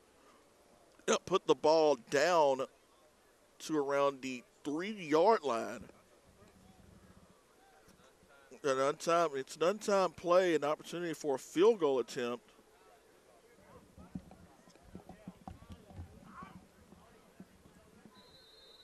So it should be a chip shot.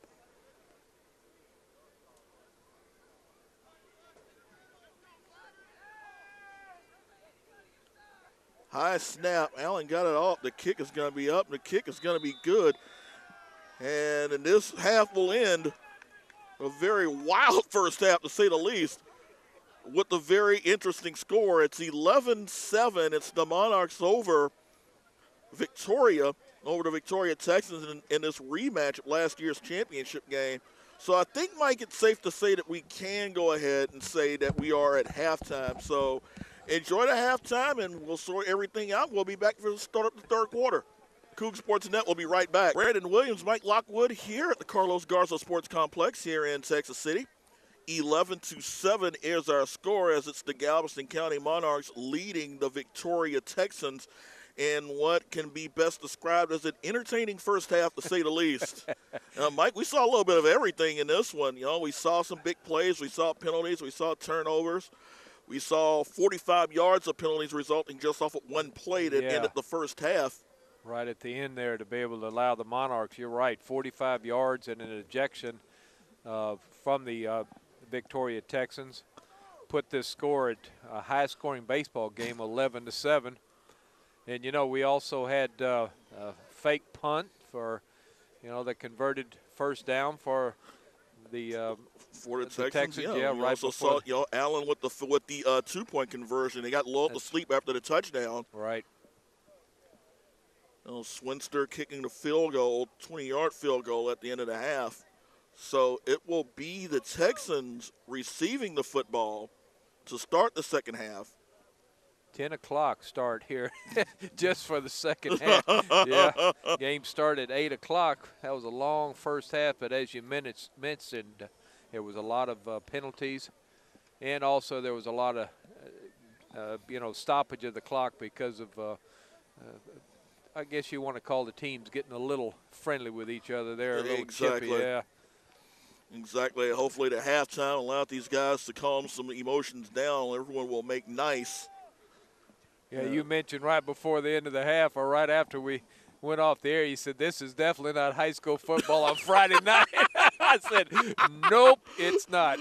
No, we are a far cry from it. We might be close to that stadium, but we're a long way from it as well. Yeah. Swinster is set to kick the football, and problem is that he's waiting for a football. It looks like he's about to get it. Imagine that. You know, we saw one play where we're near the end of the half where Victoria tried to attempt a field goal without a kicker. Yeah. So back deep for the Texans, number 23, Jeremy Williams, who has accounted for their one touchdown of the evening, and number 29, Jonathan Gardner. And that ball bounced off a couple of defenders, still loose, and it's going to be recovered by the Monarchs. That pooch worked well this time, Mike. Yep, sure did. It went right into the arms of, who's that, number 47. Number 47. And it's going to be Paul's, number 47. Yeah, bounced right off the hands of the intended receiver of the Texans. Went forward. Went past a couple of Monarchs before Pauls was able to fall on it. And the Monarchs now have good field position. 1st and 10. They're going to spot the ball at the 46-yard line of Victoria. So with an 11-7 lead, this is an opportunity for this Monarchs offense to really perhaps try to open this game up a bit. Yeah, you could actually make this a 2-score game. Well, very well, if you can put the ball in the end zone here.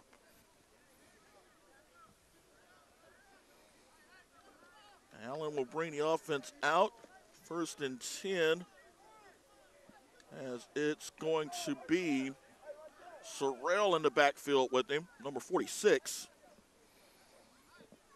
For Watson, it's going to be to Sorrell. Sorrell's got room, first down, and a lot more. Bouncing inside the 25-yard line as Sorrell close to the 20 as that quick hitter resulted in the best run of the night for him.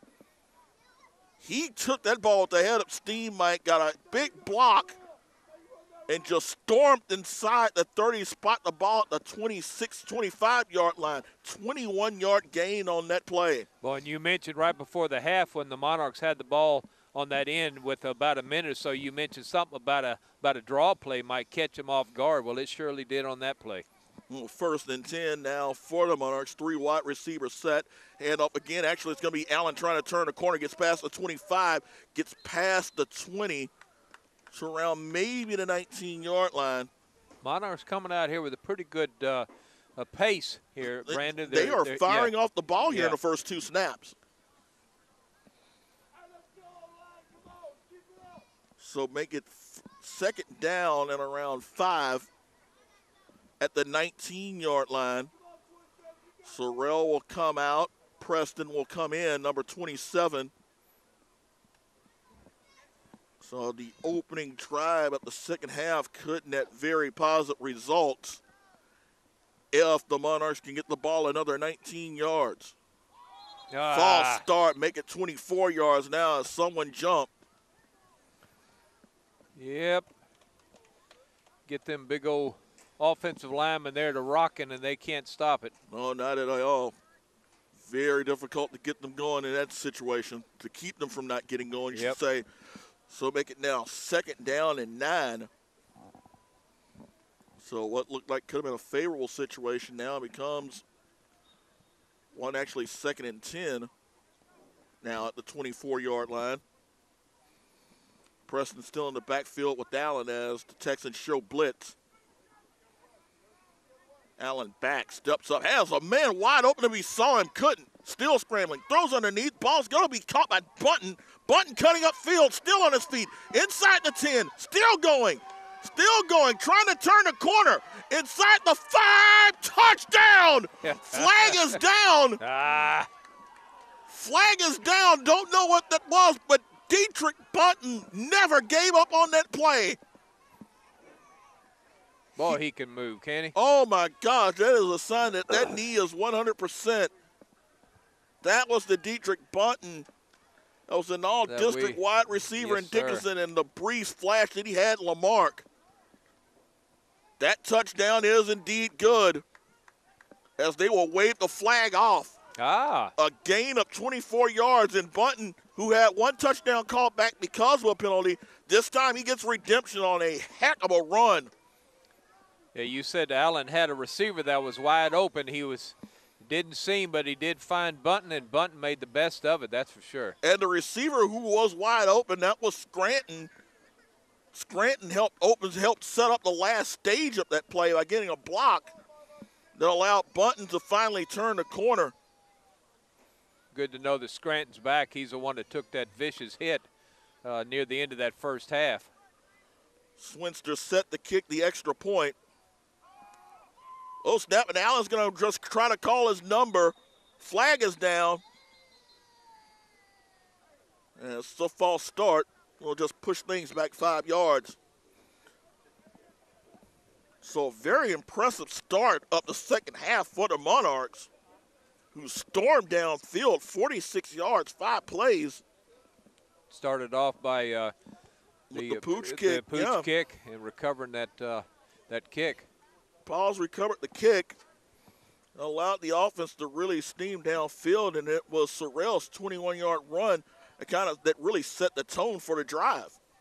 Yeah, they definitely came out a different team than what they started the first half, that's for sure. Kind of makes you wonder whether or not the hit late at the first half kind of woke them up.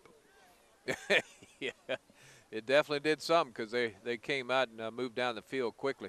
Kick is up. Kick is going to be good. Should be good. All right. Swinster right down the middle. So 13 minutes, 3 seconds to go, third quarter. Lead now 10 for the Monarchs, 11 now for the Monarchs. It's Galveston County 18, Victoria 7. Coug Sports Net will be right back. 13 minutes, 3 seconds to go here in the third quarter as it's now 18-7 Galveston County leading Victoria.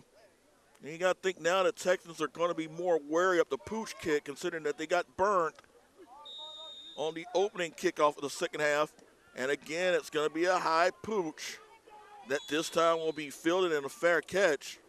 Good field position, though. Oh, still very good field position, as we saw in flashes just how potent this Victoria offense can be. And they start with Cordero Williams at quarterback and went in with Raddick, who did throw the one touchdown pass to Williams. Wait and see, and it is going to be Raddick that will continue under center to start the second half.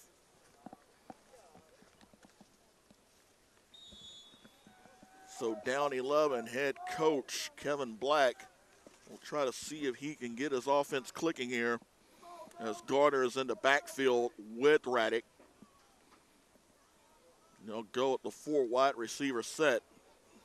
Remember, they are without Brinkley, who was booted out of the game at the end of the first half.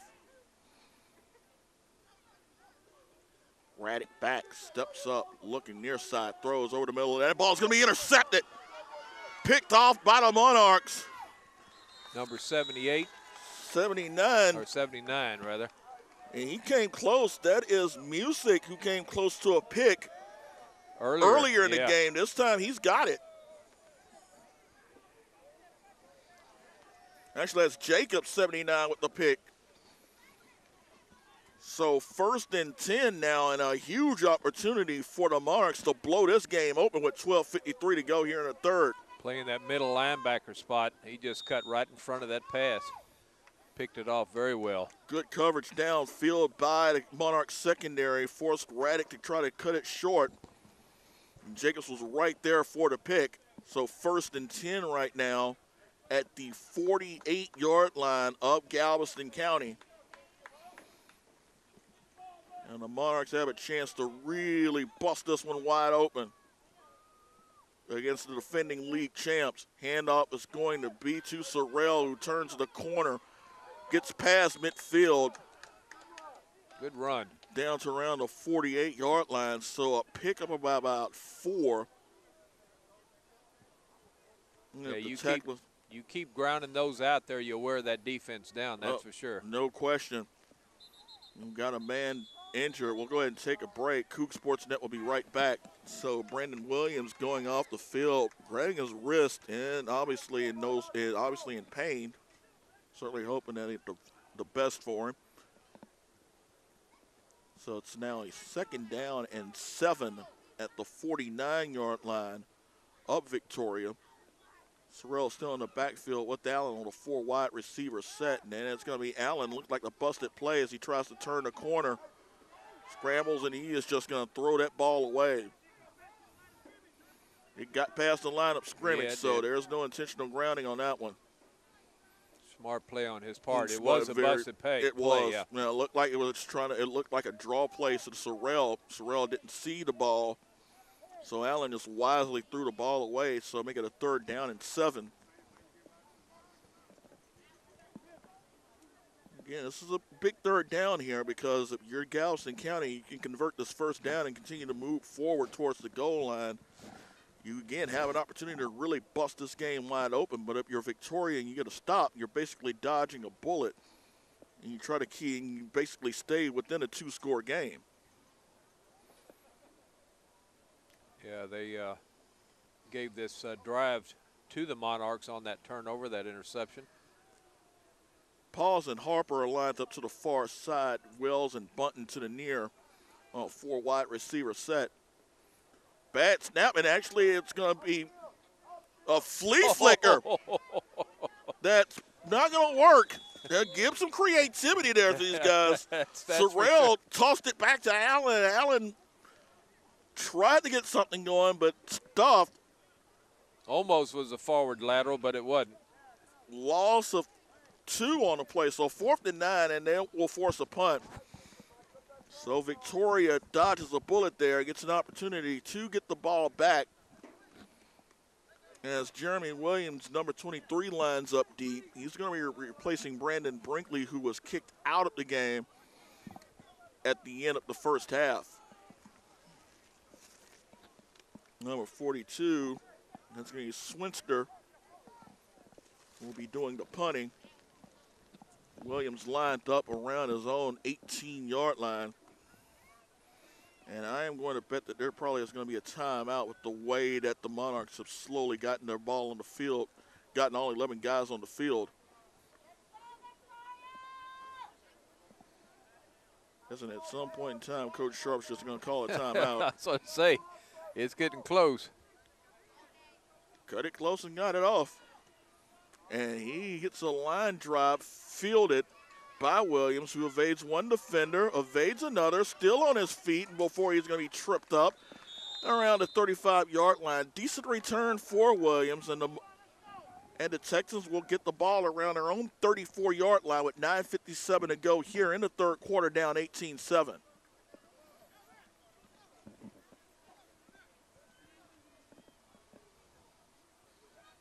Monarchs definitely controlling this half so far. They have really held control of this contest ever since allowing that first touchdown with about 10 minutes to go in the first half. They responded with the score there, and since then, the defense has really done a number to slow down the Victoria offense.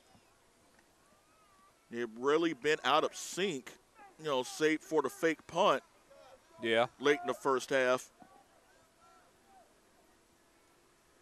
Right now, Raddick has Garner in the backfield with them. A bunch formation now for the Texans.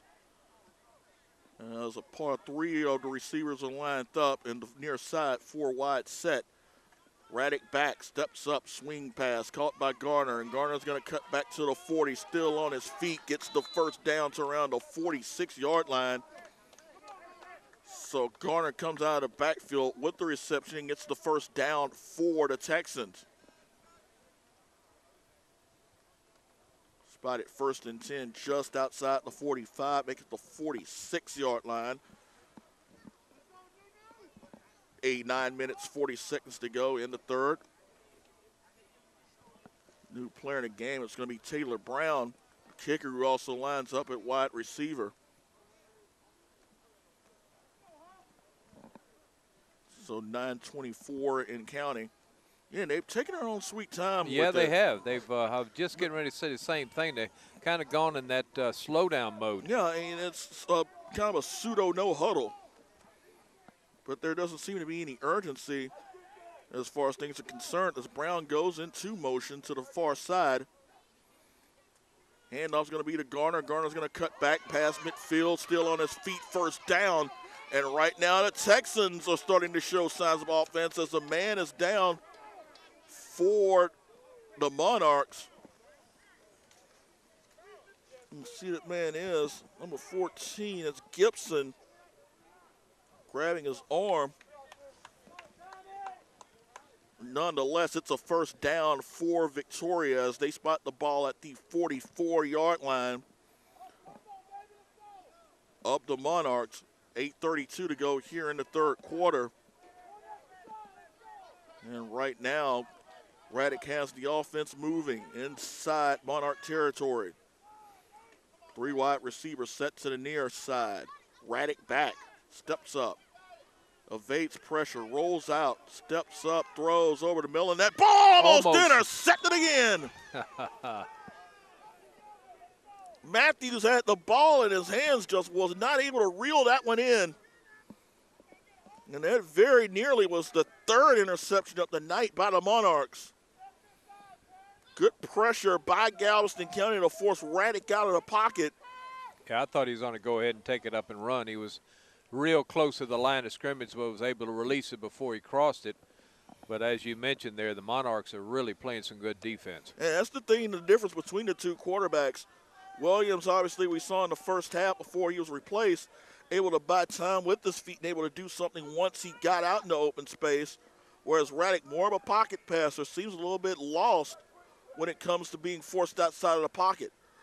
Flag down as Raddick again rolls out, pumps up, throws, as the ball caught. Garner with the reception, huge hit.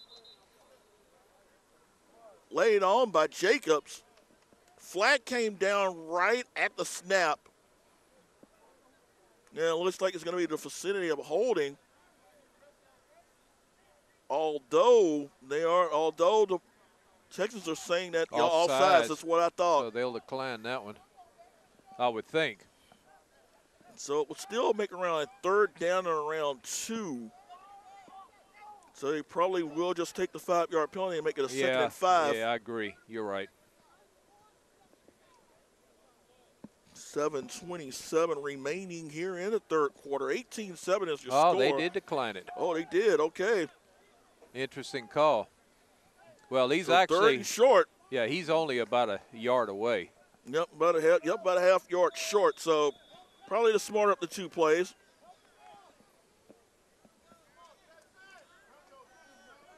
Third down and around a yard or so.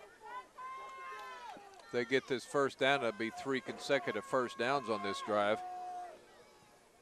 Garner in the backfield, a pistol set with Raddick. Man, that motion goes to the far side. And once again, pump fake. And that play got nothing. Loss they of got 11. Too cute as the Monarchs came barreling in on the blitz. I'm trying to see that man is number 33. Don't have his number, but man alive, he came in huge. Well, it wasn't 11-yard loss. It was about 9-yard loss. They actually still, that blows up any idea, any thoughts of them in a short yardage situation. The punter, Brown, is still on the sideline, so it looks like they will go for it here on the 4th down and 9 to go. Ball is at the 43-yard line of Galveston County. They need the 34 for a first down. They were probably thinking the Monarchs were figuring it was going to be a sharp run up the middle or something like that and try to catch them off guard, but it didn't work. They will go. Raddick back. Steps up, throws over the middle, and that ball is incomplete and intended for looked like Garner, but that ball sailed high over everybody, and the Monarch defense steps up again with a huge stop, and they get good field position out of the deal as well with 5:52 to go here in the third.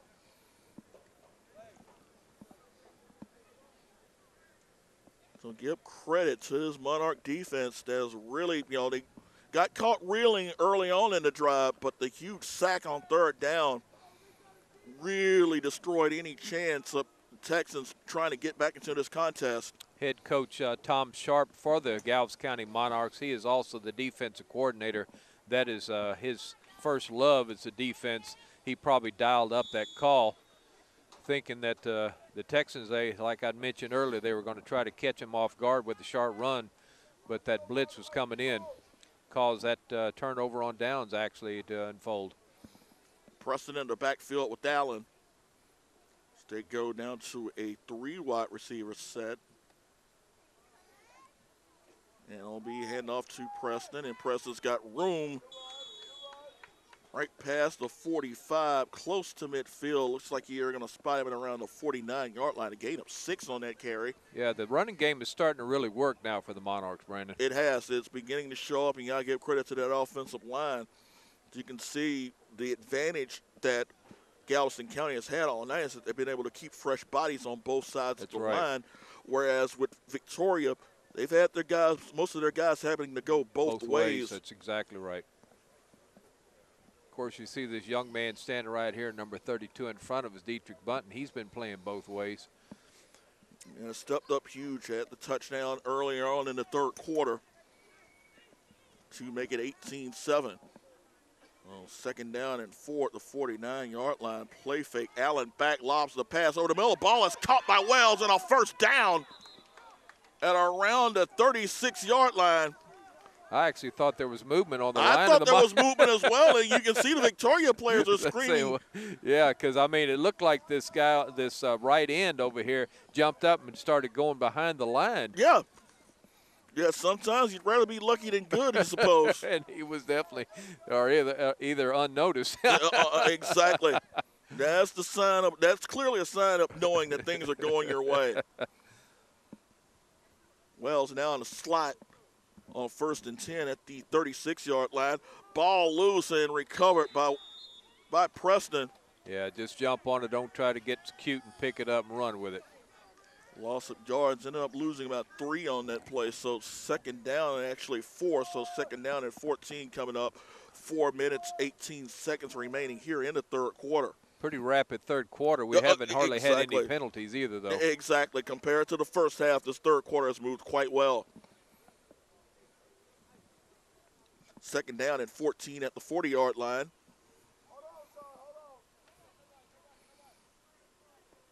As Allen will try to move Preston over to the other side. Flag movement on the play, and right now, and more pushing and shoving. Big old Elijah plays. Shoot. Oh, my gosh. Elijah Pleasant Yeah. taking on its number 4, Wesley Belcher.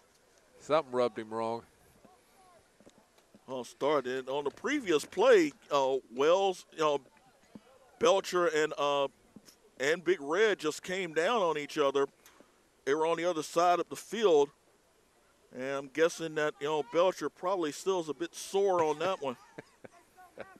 Like you mentioned, this is definitely not Friday night high school Not football. at all. You got some grown men emotions flying out on that field there. No doubt. 2nd down and 19. Ball at the 45-yard line. Blitz coming as Allen drops back, steps up, tries to evade the rush, throws the ball incomplete. Just throw that one away. Good rush there by the Texans. Number 88, Frank Kastner, number 42 also in there, Aaron Huntley. So a 3rd and 19 situation coming up with 3:25 remaining here in the 3rd. Getting a little cooler, feel like, Brandon. Starting to, Yep. we're starting to we're past the 10 o'clock hour here. Yeah. A little bit of moisture coming into the air, but it's definitely dropped a few notches on the barometer. Most certainly. This was a sunny day. It was still a bit cool. Now it's starting to certainly get cooler as we approach the end of the 3rd quarter. Allen getting ready to redirect traffic. 3rd and long again. Texans showing blitz. Allen backs. Steps up, throws, heaves the ball long in the direction of a defender. Tipped, and it's intercepted. Tried to throw the ball to Bunton, and a lateral now. Flagged down. That was a forward lateral. Yeah, that's a forward lateral. And that's Brandon Brinkley. Yeah, if I remember correctly, I don't think he was the one that was taken out of the game. He wasn't the one taken out of the game. Somebody else. Someone else was, okay. So there is going to be an interception, but they're going to penalize him for a forward For the pass. forward lateral, Or yeah. a forward lateral, rather. So 3rd interception of the night by Allen. And again, just when it seems like the Monarchs are on the verge of really being able to put this game away, the Texans find a way to get right back in it, and they are definitely alive here with 2:34 to go here in the 3rd.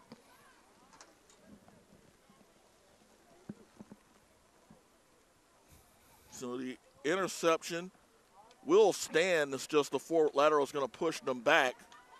So that will spot the ball at around, it's like around the 9-yard line.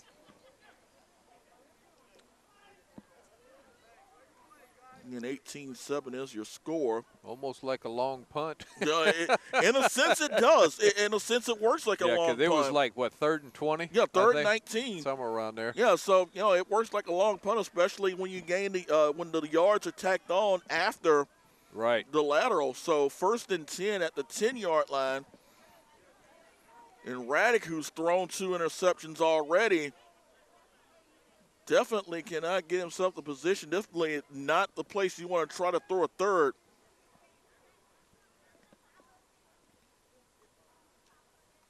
Shotgun set handoff's going to be Garner. Oh. That play was read beautifully. Nowhere. Nowhere indeed. Did he make the line? I don't even think he made the line. That's Lewis there with the stop, 96. Lewis there at the stop, number 96. So a loss of about 2, actually a loss of 4, makes that 2nd down and 14. 2:04 and counting here in the 3rd quarter. Long yardage situation coming for a Texans team that has really struggled to gain any kind of offensive consistency most of the night. Raddick in the backfield, shotgun set with Garner joining him. Raddick back, pressure, throws up.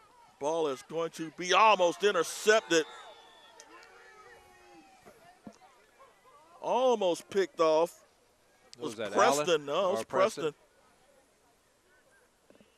Preston, it was Scranton who got a measured revenge by hammering Williams Yeah. as that pass was incomplete. Yeah, I saw that. You know, Victoria players wanted the 15-yarder, but no Novell here. You can see some jawing from both teams. So now make it 3rd down and 13. Yeah, these guys definitely don't have 14. short memories, No, do they? no, not at all. Not at all. And you got to remember, this is the rematch as well, too. Exactly. So you got to think Monarchs have still got a little sour taste in their mouths from that defeat last year. We approach 1 minute to go in the 3rd quarter. Raddick back, has pressure at the scramble line of the end zone. Still on his feet, and he's not going to get much beyond that. It's just really a case of trying not to get tackled in the end zone. So he'll gain a couple of yards and buy Brown some space for the punt on 4th down. 41 seconds and counting here in the 3rd. As Bunton will come out. He'll line up at around the 41-yard line of Victoria as Brown has set the punt. Monarchs should come out with pretty good field position after this punt. And with the way Bunton can run the ball as we've known over the past, it just needs might even be more. Right now they're trying to get directed to get the punt off as we go inside 10 seconds to go here in the 3rd. Brown awaiting the snap. Gets it high, snap, gets it off, and that is a wobbler that's going to go backwards. Wow. That ball didn't even get to the 30, and actually Bunton picked it up, caught them sleeping. 10-5 touchdown. Oh! Oh, my gosh. Dietrich Bunton caught the Victoria Texans napping on that one. They were all just looking. They're just all in admiration. And there was no whistle blown. No whistle blown. And Bunton catches it full stride. That's going to be officially a 27-yard punt return for a touchdown. That's his 2nd touchdown of the night, and it's now 24-7. Talk about keeping your mind engaged at all time and not letting your guard down, I tell you. And this is part of the reason why Bunton is getting a chance to display his wares on the big scene in the very near future. Yeah, you sometimes you can be good, but you also got to be pretty smart, and that right there was evident of always being cognizant of what's going on the field. Uh-oh. Oh, botch snap. That ball is going to be picked up. That was ugly. That was ugly. Kind of put a little bit of a damper on that touchdown, but nonetheless, that puts them up by 17 points. So into the 3rd quarter, and it's definitely looking in favor of the Monarchs, 24-7. As are we going to replay this one or what? Not sure what's going on here. Not what. I know Allen was joined with one of the defenders. Looks like they are going to retry the extra point. Maybe it might have been offsides. Yeah, it might have been the case. Might have been that or a false start, but nonetheless, they will get another opportunity to attempt the extra point. You know, and you're going to have to be careful now because after I guess the Texans would call it a cheap score like that, you're going to have a little bit more tempers flaring because of the score now is going to start having the players. One team's going to start jawing, and the other team is. And they're going to run the extra point, try to turn a corner. Did he get in? They said yes. And for the 2nd time tonight, Allen catches them on the repeat. Yeah. So after 3 periods of play, heads-up play by the special teams of the Monarchs, and they have now pushed this cushion to 26-7 over the Texans of Victoria. We'll be right back.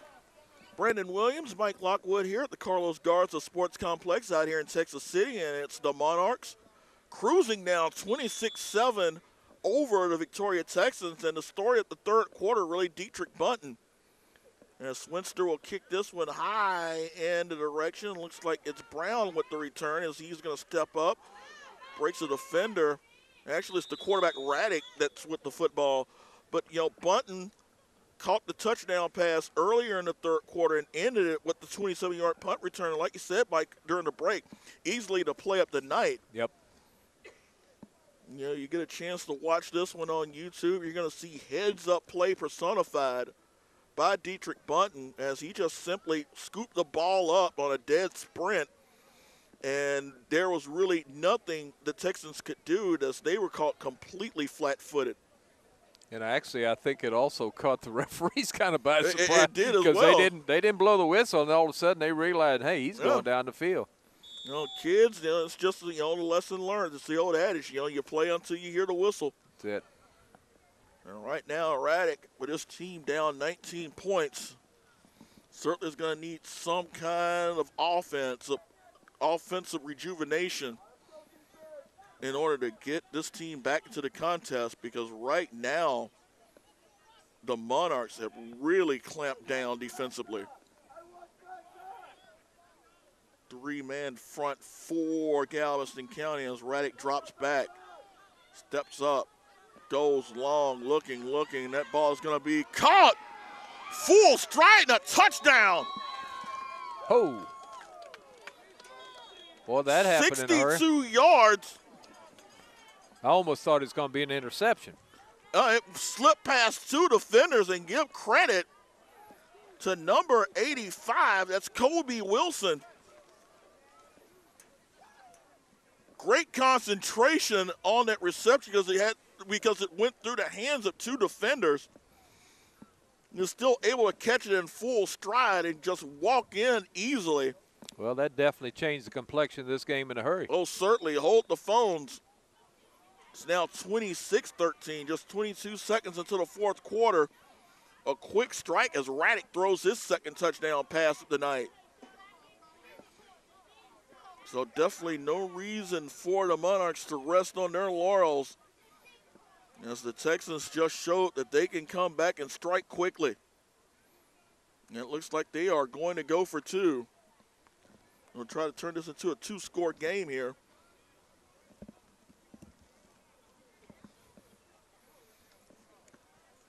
Empty backfield as Raddick has five receivers spread out. Actually four, as he's looking for another back to come in. And for the first time tonight, we're going to see number 26, Clayton Fisher, into the contest. Raddick back, throws the fade route, and that ball is incomplete. No chance for the receiver to reel that one in, but nonetheless, that touchdown does get them right back in the game. 14 minutes, 38 seconds left. Not quite over yet, folks. It's Galveston County 26, Victoria 13. Coug Sports Net will be right back. 14 minutes, 38 seconds left. Down 2 scores. The Monarchs are up 2 scores. The Monarchs are definitely going to have to keep their momentum, as right after the touchdown by Victoria, Brown and the Texans will be set to kick off. We'll try to see if they can perhaps pooch it here and try to get the ball back in a sudden change. Harper is back deep along with Wells. And Brown is going to kick it deep. Nice kick deep. That's going to drop Wells back and around his 2-yard line. Picks it up. Gets to around the 10. Turns the corner to around the 15. Ball got stripped loose, but it was before he went out of bounds. It was after he went out of bounds. Got to be impressed with the leg of Brown. He hammered that one. Boy, he did. You know, got to think that, you know, this is a weapon that the Texans will have over the course of the season, is having a kicker with that kind of leg. Well, he attempted that. What was it? It was a 48-yard field goal. Yeah. It had the distance, but it was just wide hooked left. It, yeah. All right, don't get complacent here, Monarchs. Not at all. Deep in your own end at the 22-yard line. Allen will remain with Preston in the back. We'll have Preston remaining in the backfield with him. Now, you don't want to get you want to try to run the clock, but you also don't want to give it up after 3 downs. No, not at all. You don't want to be too predictable. But you also got to be careful. Don't throw a pick either. So, got to be some savvy play calling here. This particular junction of the game, particularly after the Texans just scored that quick strike. Scranton's lines up at a tight end. It's a 3 wide receiver set. And not the way you want to start the drive. It's a false start. We'll push the ball back 5 yards. And again, this is not the way you want to go. Nope. You know, you do not want to get completely complacent in a situation like this and give a team as dangerous as the defending champion Texans are. So make it first down and 15, and we'll spot the ball at the 17-yard line of Galveston County.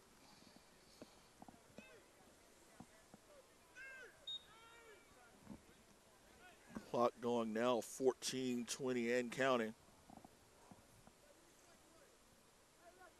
Again, right now, you'd think that their best bet would try to get the ball into Dietrich Bunton's hands.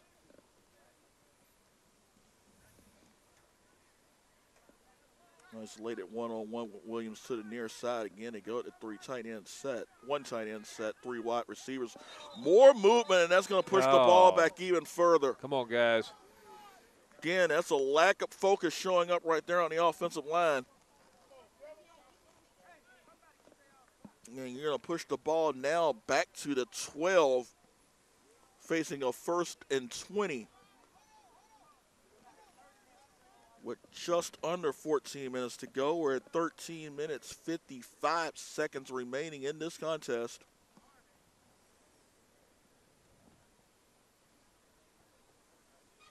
Ball spotted at the 12, so it's now a 1st and 20 coming up for the Monarchs. So offensive coordinator Mike Jackson is going to have to get creative and find a way to get this offense out of the jam that they're in after the 2 false starts. Preston still in the backfield with Allen.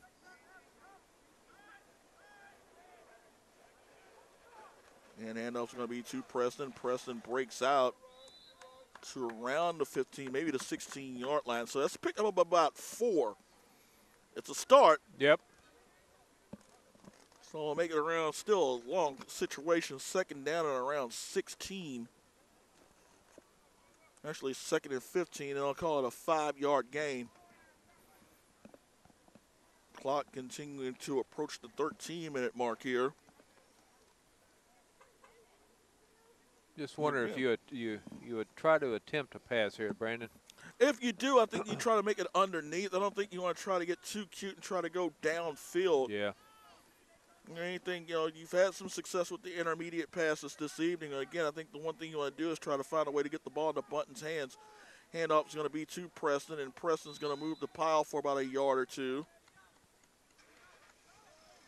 We'll spot him down around the 19-yard line, so make it 3rd down and 13 to go with 12:37 remaining in the contest.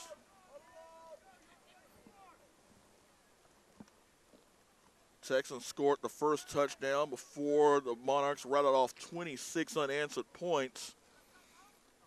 Texans open the 4th quarter with the touchdown pass to make this a 26-13 game. 3rd down, 13, 4 wide receiver set. As Scranton now lines up in a slot to the near side. Texans showing blitz. We'll move Preston over.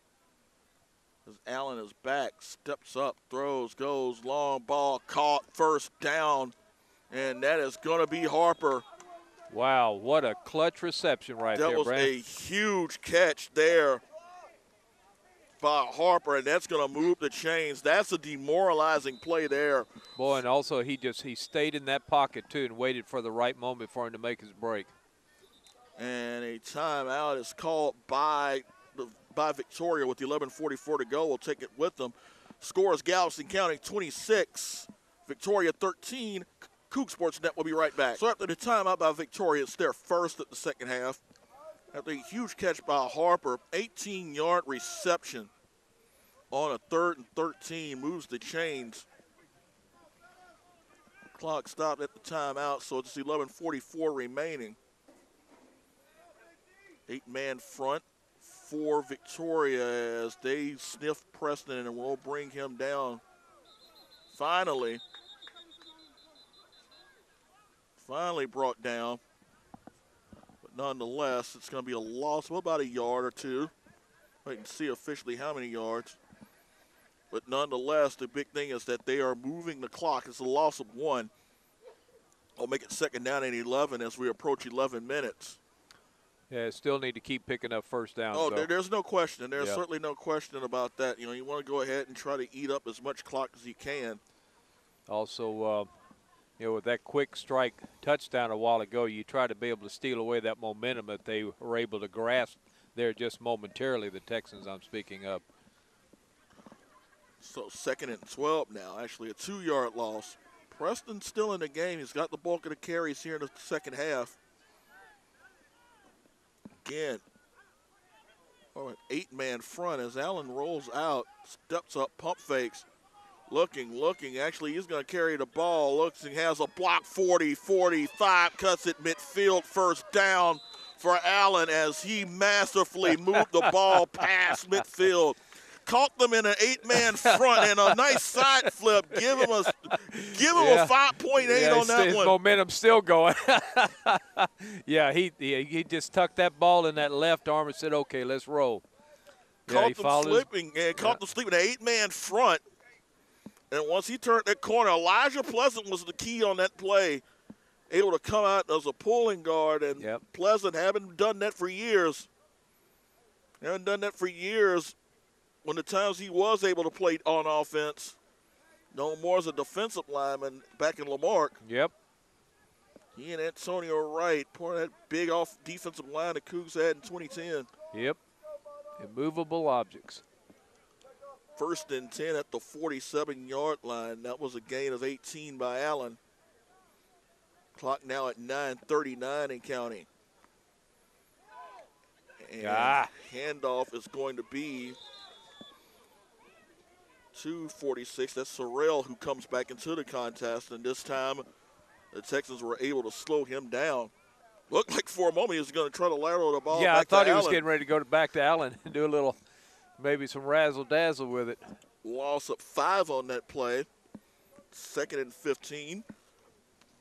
New face in for Bay City. It's going to be number 50, and that's going to be Tellian Perry, as he will give 33 flag a breather. 2nd and 15. Monarchs back on their own end of the field at the 48-yard line. Allen shotgun set. Sorrell in the backfield with them.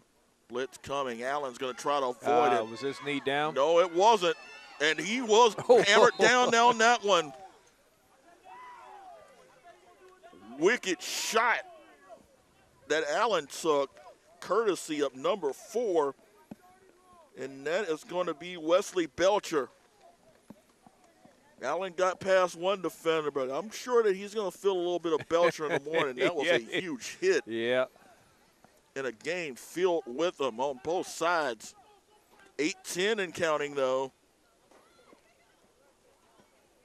As this drive is eating up nearly 5 minutes off the clock. He came up with a big 3rd down pass a while ago to get him out deep out of their end of the field. Let's see what he can come up with this time. 3rd and 16, and the Texans are going to have to be mindful of his running ability. Again, showing blitz, but he has burnt them several times with his runs. Allen back, steps up, evades pressure underneath. Oh, he had the right idea, but just too much on it. He was throwing to an ineligible receiver. Oh. That was number 50. Yep, That's the call. That was an ineligible receiver that Allen threw to.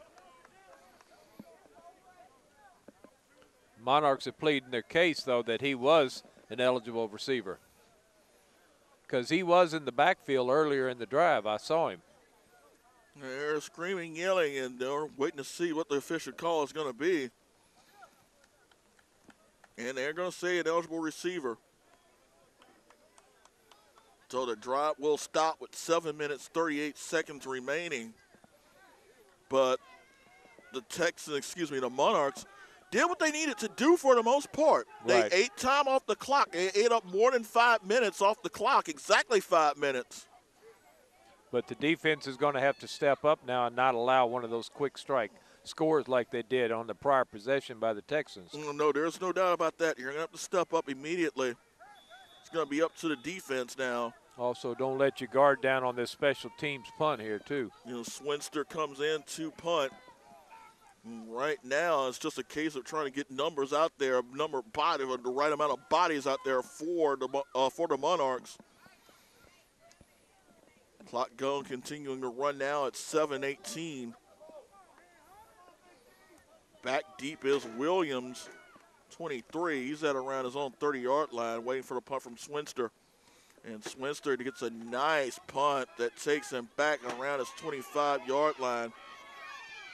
Williams trying to find the wall, 25, 30, 35, gets a block, 40, 45, midfield still on his feet, 45, 40, 35, 30, one man to beat, flag down, that's gonna come back. Pause there with the tackle, but flags flying all over the place at around the 32, 33-yard line up Galveston County. Yeah, that'll bring it back about the 48, something like that. 47. Well-designed play. Oh, yeah. As he allowed his blockers to set up perfectly. Pause there at the tackle. Also kind of seemed like he ran a little bit out of gas toward the end. But nonetheless, even with the penalty, Victoria's going to have good field position with 6:48 remaining. Still plenty of time for them to get back into this contest. Oh, yeah.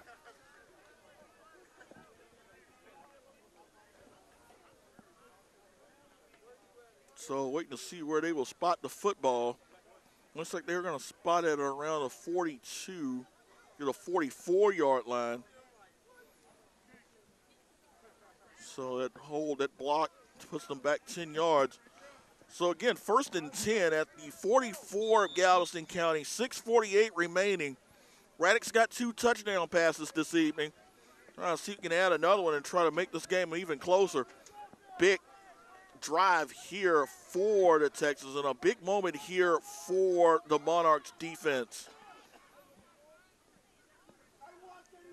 Garner in the backfield with Raddick. Raddick back, steps up, evades the rush, has room to run, turns the corner, 45, down to around the 41-yard line, and a late flag coming in. Again, a lot of jawing, a lot of pad popping.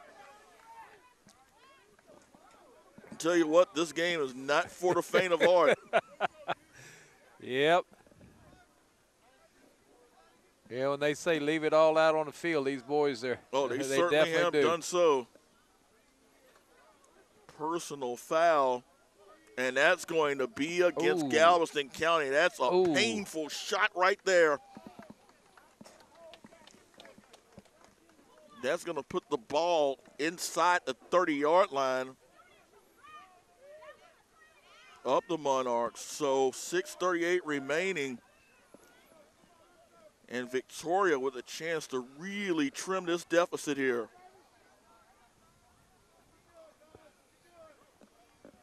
Right now, they spot the ball at the 25-yard line now. The 15-yard penalty tacked on after the 4-yard run by Raddick. 1st and 10. 1st and 10, bunch formation. As Garner is in the backfield with Raddick. Raddick back, steps up, throws, zips a pass in the end zone, and it's intercepted. Go down, intercepted, and it's going to be, looks like it was Allen actually. Trying to see who got the pick. It was Allen. Yep. So the quarterback gets the pick. Raddick was locked in, looking all the way for Williams. And Raddick gets picked off for the 3rd time tonight. I was hoping he'd go down instead of keep running around back there and give up safety. 6:05 remaining. And right now, Victoria's defense has got to get the ball right back, but the clock is becoming their enemy. They do still have 2 timeouts remaining.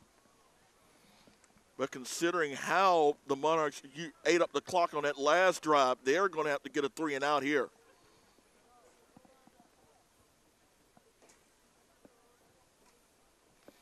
Oh, wasn't Allen that with the interception? Looked like it No, was 'cause Preston. Allen had, It was yeah, Preston with the Preston. interception. Yeah, Allen's got the darker jersey. Yeah, Preston. I mean, the green jersey. The green jersey, correct. So that was Preston with the INT.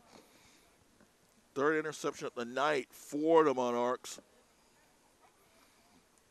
Flag down, and it's not going to be much of a play there as the Monarchs probably get about a yard or so. As Sorrell with the carry. Flag came down right as Sorrell took the ball. And it's an offsides, actually. Just not what the doctor ordered for the Texans. It'll be a 1st and 5 now with 5:51 remaining. Ball spotted at the 25-yard line.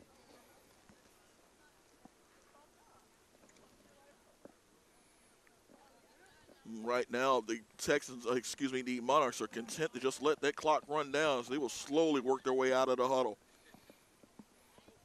They'll bring Sorrell in, bring the bigger back in to control the clock and pound inside. 8-man front, and it's going to be Sorrell, cuts back, has room. This could be a foot race. This is the midfield, 45-40, 35, inside the 30, down to the 27-yard line. And Sorrell with the second back-breaking run of the night, and this one might be the back-breaker. Yeah, buddy. Boy. Huge block from the left side and right side of the offensive line, and Sorrell just exploded. 48-yard run by Sorrell. And they're keeping him in the. They're keeping the big man in. Yep. 4:45 and counting now.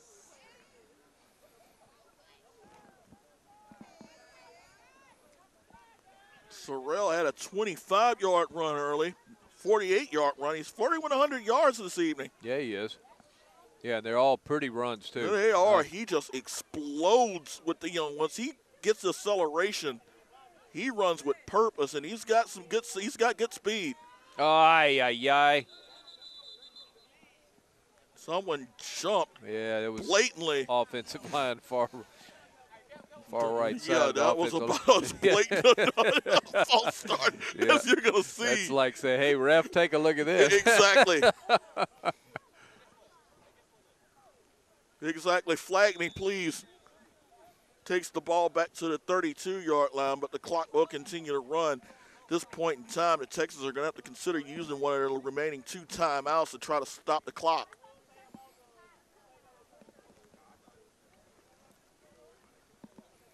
Now we're at the 4-minute mark.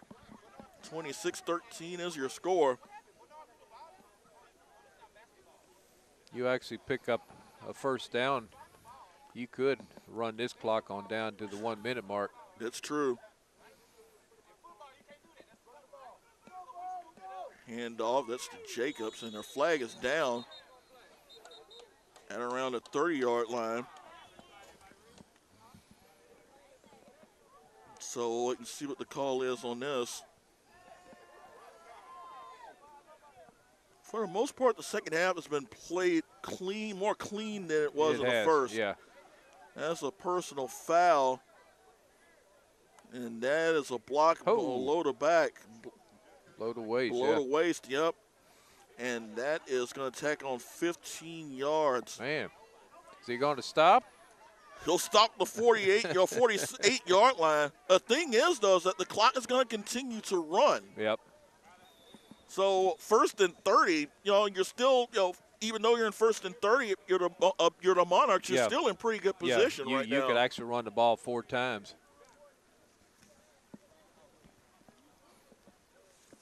And like you mentioned, I think Texans have got 2 timeouts left, so they could stop it twice. They could. Well, let's wait to see how Black uses his timeouts. And right now we've got an official timeout.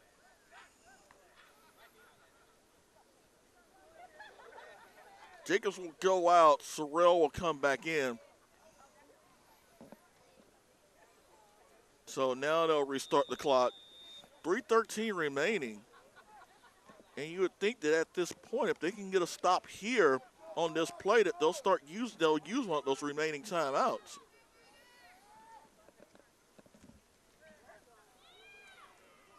And Allen back. They're actually going to throw. Steps up. Has a man downfield. That ball is almost caught by Button. That was a bold play. Yeah, it was. And Allen showing arm strength. Just pure power as he stayed in the pocket and let that ball rip. Despite the pass rush, he let that ball go just as he was hit. And that ball just missed the hands of Bunton, who could have had his third touchdown of the night. Yeah, who would have figured it was going to go to him, too? You would have thought it was going to just be a run play because now you've stopped the clock, and actually it's like a timeout. Yes. For the Texans. So 2:52 to go. They could still use their 2 timeouts and get the ball back with around 2 minutes plus remaining. More movement. These boys are starting to get tired, I think. No, there's no doubt. There's no doubt as we are past the 11 o'clock hour. Well, we got second and about 30 Second now. and 35 now. As the ball is going to be spotted at the 47 up the Monarchs.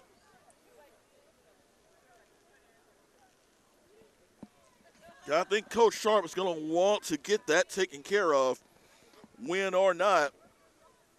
He's going to definitely want a little more discipline out of that front line. Yep. They've done their job for the most part, but again, just too many false starts have hampered the production of the offense. You just can't keep putting yourself in 2nd and 20 and 2nd and 35. Clock still at 2:52. 8 in the box. Handoff's going to be to Sorrell, and Sorrell will get about a yard or so. Timeout, and that is going to be to the Texans, and we'll go ahead and take it with them. 2:45 left. It's Galveston County 26, Victoria 13. Coug Sports Net will be right back. 2 minutes, 45 seconds left.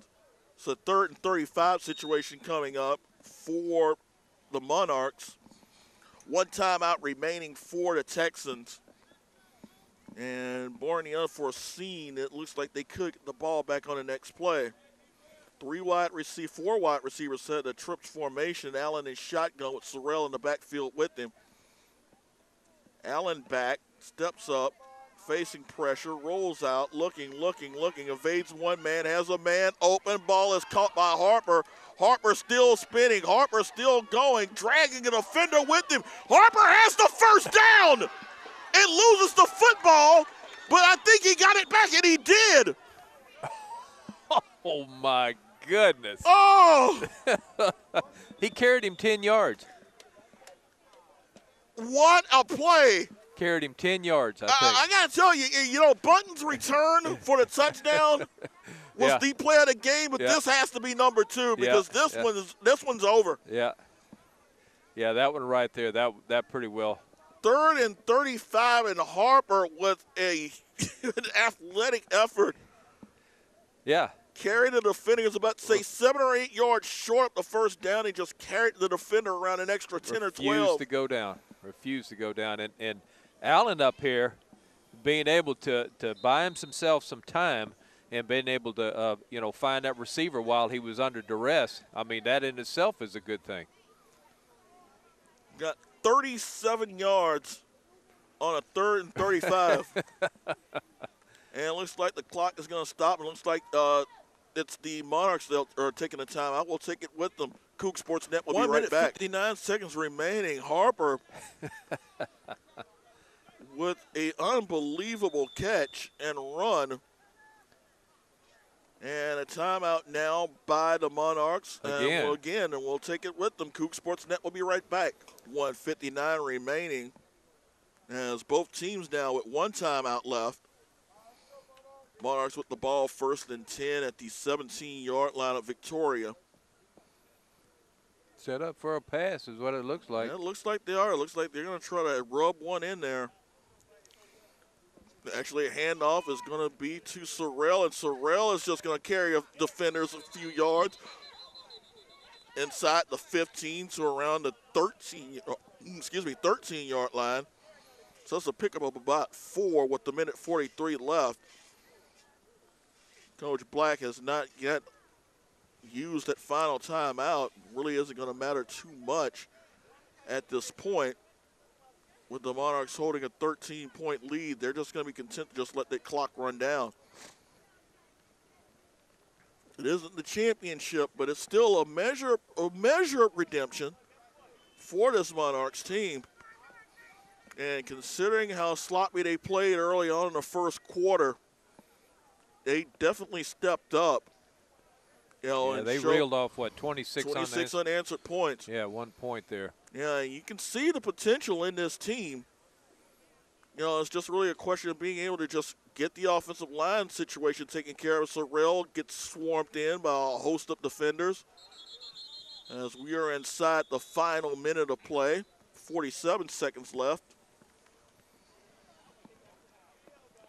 So, you can take a look at the potential of this team. And, again, it just really comes down to just discipline and just cohesion. Yeah, and the discipline, as you were saying, was on a lot of those false starts.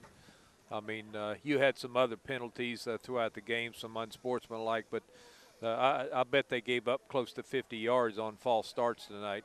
And then you also had a couple of illegal participation or, too many men in the huddle. Yeah, a few of those. So legal substitution, rather. They are going to use their last time out here with 48 seconds left. We'll go ahead and take the timeout with them. Coug Sports Net will be right back.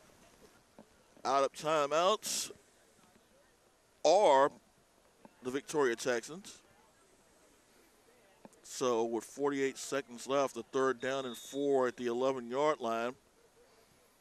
Again, a 4 wide receiver set. Sorrell in the backfield with Allen.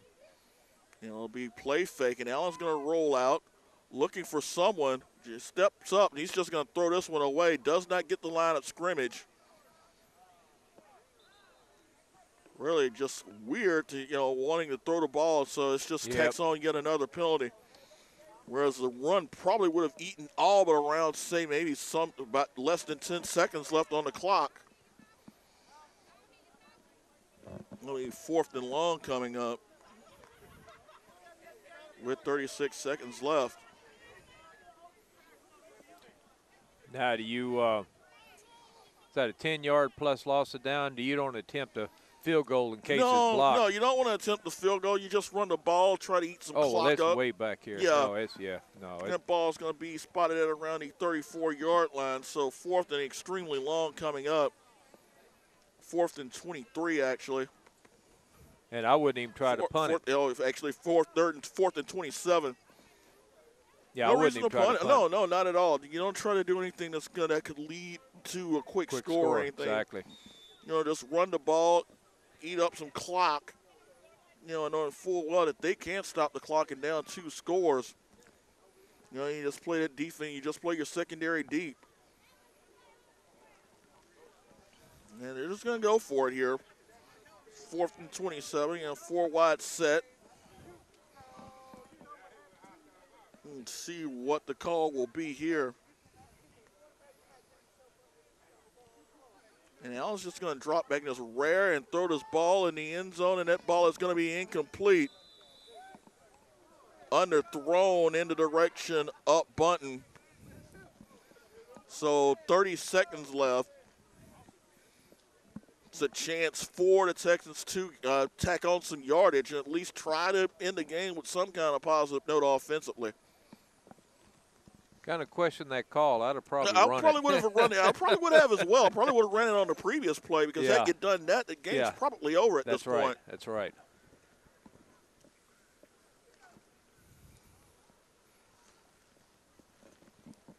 So Raddick and the offense will get 30 seconds left. Ball spot at the 34-yard line.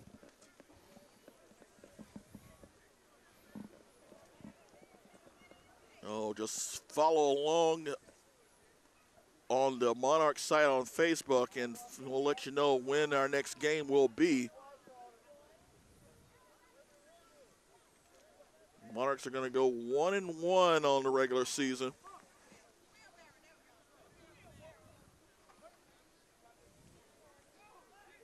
As Coach Sal was saying before the game, he said this would be a game that would really test the character of the squad.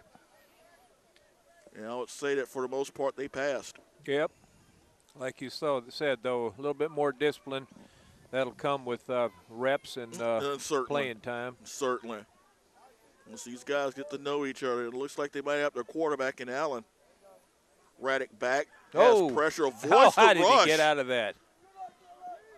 Still scrambling, moved forward, the lost ball's the football. Ball still loose. And that'll be the ball game. That should do it with 15 seconds left, recovered by the Monarchs. See, you got the recovery on that one. That was Music 79 on the recovery, and that's pretty much the game right there, guys. Yep, take you a kneel. Just one play for the best formation in football. Yep. The victory formation, and that will officially salt away the final 15 seconds of this game and give the Monarchs a hard-fought 26-13 victory. This game much more closer than the score indicated because both of these teams were very, very physical from the outset. Difference in this game really just the play, the heads-up play of a Dietrich Bunton.